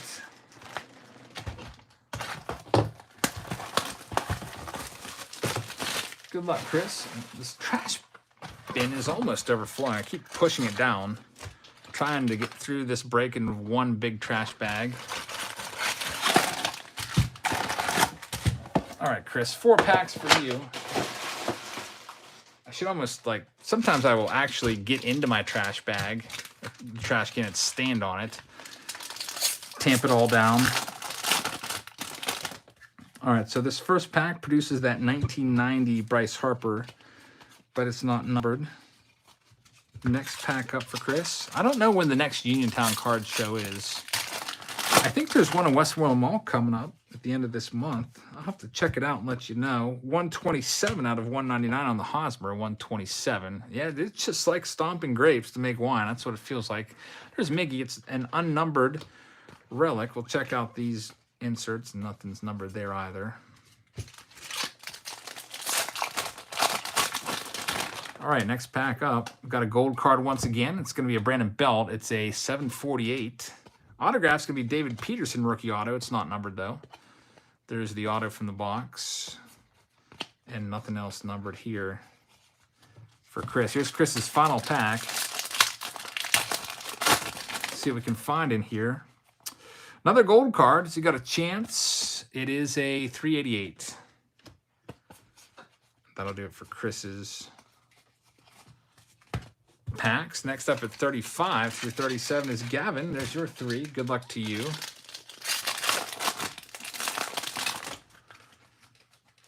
Those silver foils are not numbered, unfortunately. Sometimes the inserts, the 0 to 60 can be, but that one's not either. So Gavin, first pack is history. Let's move on to pack number 2. Bernard Jarvis with the super chat says, I've been a spectator for a very long time. Well, thank you so much for being here and participating in the live chat. I really appreciate the super chat, man. Glad to have you around watching. And don't be a stranger to participate in the live chats at any time. Glad to have you here. Happy Easter to you. And thanks for the support, man. I appreciate that. It goes for anybody out there. Don't feel shy to tune in and say hello. Tara, good night. Happy Easter. 31 on the Trevor Story Mother's Day pink. It's a good card. Unfortunately, not low enough to beat that 20 out of 50 Father's Day. So, Gavin, you're out. Next up at spot number 38, Williams back. Let's see what we can find for you. We have a silver foil Melanson. There's a Tatis. And nothing's numbered in this pack, unfortunately. So William is out. Next up at 39, Dan Schultz with 2 packs. It'll be interesting. The end of the break is going to be Megan one more time with the last 7 packs, 676. So Megan had control of, I think it was the last case. There's the McCutcheon short print, not numbered, with a 9 out of 10 and lost it. I thought for sure that it was theirs. So it'll be interesting to see how this story is going to be finished up here with Megan and Nick and see if they can take home a second case. They've already taken home a case of Heritage. Here's Dan's second pack. Fortunately, nothing numbered in it. So we've got 2 boxes left on the night. Here comes box number 5 at you right now. And the spot is going to be for Seth. It's spot 41 of 2. Let's see what we can find here. After we finish this box, we'll do the silver packs. There's the silver packs. Here's the box toppers. Sixto Sanchez and Roger Maris. I think the big hit of the night was a sketch card, which was unnumbered. 1 in 15,000 jumbo packs, which means you would have to open 1,500 jumbo boxes to find one of them, which would be 150 cases of jumbo. That's unheard of. So we have a Mike Zunino. That's a gold card, $17.99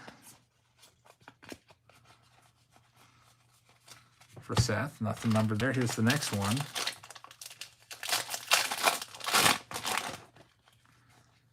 You do have something here. It's going to be out of 300, a significant stats card, advanced stats card. It's an 80 out of 300. Soda put one in the Allegheny tonight. Yeah, Soda's amazing. 101, 102 home runs, something like that now. And he's only 21 years old. He is quickly becoming the face of MLB, I think. I think he will be for the foreseeable future the way he's played. I wish he was on a better team, though. Kenny's up next at 43-44. 2 packs for Kenny. Let's see what we can do here. That's going to be numbered. Ryan Barucki, 185 out of 199 on the black border Barucki. Doesn't get the job done, though, for Kenny. Let's check out his second pack. Nick says, I'm starting a mental health group for those who lost showdowns to sketch cards. That one tonight was the 3rd one this year. How are we getting so lucky on these sketch cards? Yeah, the sketch cards, they should put a 1 of 1 on. I mean, it's hand-drawn. It's signed by the artist. Kenny, thank you very much, but you've been eliminated.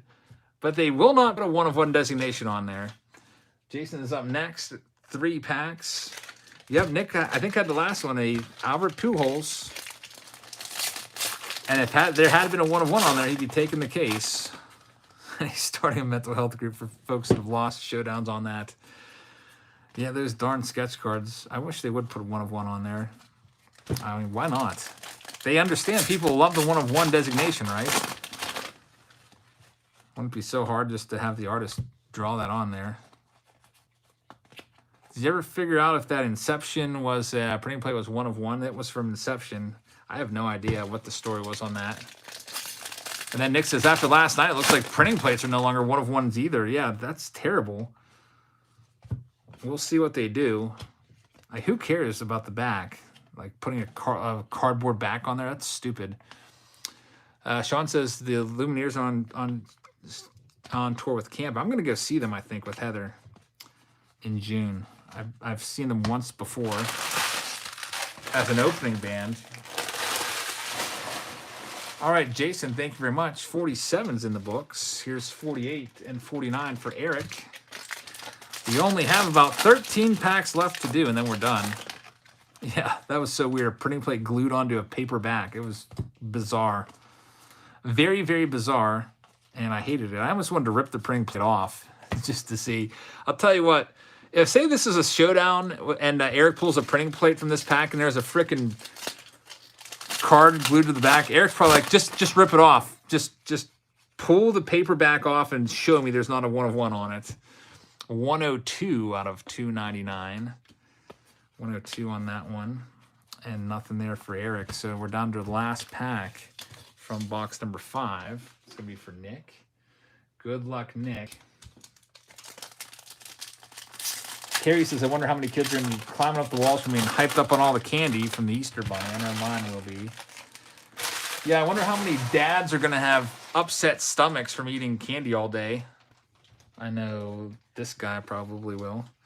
I'm off keto now, finally, so I'm been munching on candy all day long. 1746. And we have a Ryan Sandberg. It's one of those purple border cards, which do not have numbers on them. So Nick, unfortunately, has been eliminated, and we are now down to our very last box of the evening. And this one is going to pretty much be a Megan box. Megan and Nick, they have most of the spots in here. At 51, we have Matthew.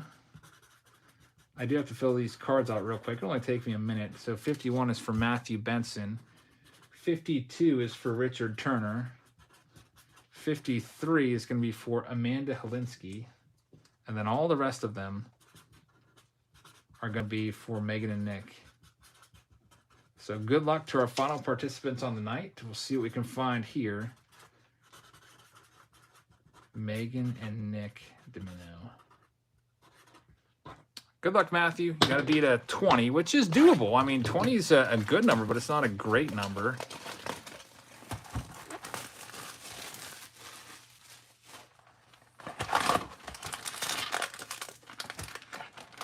All right, so there's Eddie Murray and Nate Pearson as the box toppers.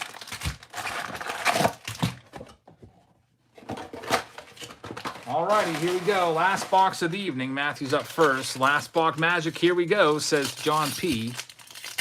We can get some of that last box magic. This pack is going to have, so far, nothing.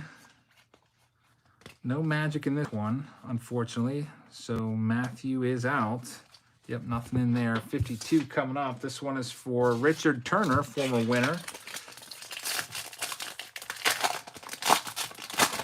Good luck to Richard. Gold card. Got to be the 20, though. It's going to be a 1179. And that's the end of the road for Richard. So, Richard, you've been eliminated, but happy Easter to you. And next up, 53 is for Amanda.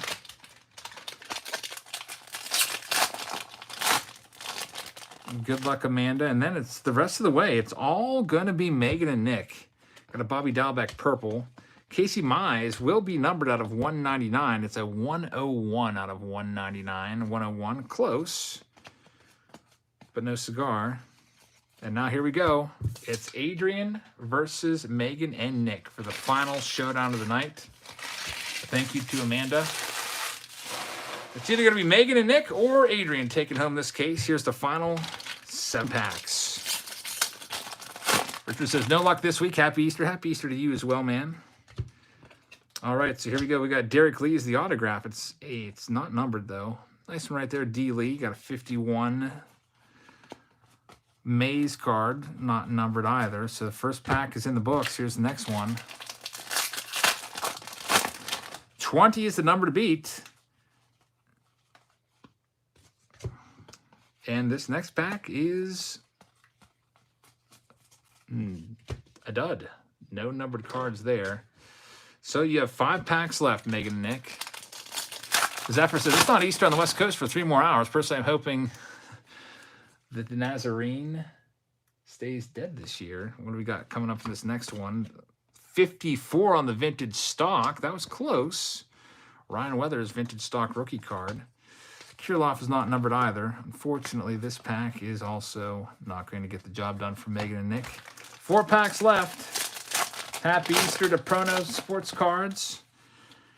Happy Easter, everybody. We'll have an auction tomorrow night. Probably a little abbreviated. It won't be like a 4-hour auction. But we'll have one for you. Sticking with the Sunday and Thursday schedule. All right. Megan and Nick, 3 packs left.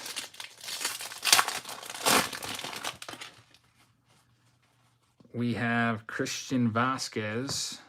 Nothing numbered here either. It's going to be 2 packs left to get something done. Numbered cards drying up here. It's officially Easter, 12:01 now. It's past midnight. Happy Easter, everybody. Thanks for watching. This may be the last numbered card, so I'm going to save it because it might be the last hope. Let's leave it right there on the screen. That might be it, that gold card. Unfortunately for Megan, it's a gold card and not like a Father's Day or Mother's Day. Last pack of the night right here. And looks like there's nothing numbered in it. So it's going to be that gold card is your last hope. We'll use the last card there, Mark Mathias, to be our cover boy. The number, it's going to be let's just show it to you, 654. So Megan, thank you very much. Megan and Nick, but you've been eliminated. Happy Easter. Congratulations on the case you did win. And Adrian, you did it. You got the whole case with the 20 out of 50. In addition to all those parallel cards, you also get these silver packs. Let's wrap this one up tonight by showing you what you have in the silver packs. Then we'll say goodnight. And then I'll go prepare for the Easter Bunny to come because it's getting late here on the East Coast. Kids will probably be up in no time at all. And those Easter baskets definitely need to be ready to go. All right, so Adrian with the big Zach Greinke Father's Day. Getting the job done. And let's see. The first round of silver packs in the other case were duds. There was only one parallel card. There was no autographs in any of them. Let's see what we've got here. It's a Dylan Carlson in there. So far, nothing that I can see that screams autograph. Got a gold card coming up out of 50. It's a Jose Altuve.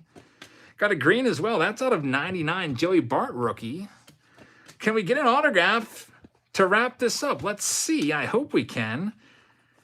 So far, nothing. Usually you can tell the auto's coming. George Springer out of 150, blue. Typically the autographs were flipped upside down or inverted at a 90-degree angle. And I don't see any. I don't think we're going to have an autograph in here. But, Adrian, you are taking home the entire case. Diamond Princess is here. Hey, Diamond. Happy Easter to you as well. So that'll do it. Thank you very much, everybody, for being here. Adrian, congratulations on the big win. We'll get all your cards sleeved up, and we'll get the commons boxed up for you in some 500-count boxes and shipped off to you within the next week or two. So happy Easter, everybody. Thank you very much for joining us. Make sure you tune in tomorrow. We'll have an auction and possibly also a standalone video for you as well. I hope you guys enjoyed this one. Have a great rest of your Easter, and I've got to go prepare for the Easter Bunny, and I'll see you all tomorrow. Good night, everybody.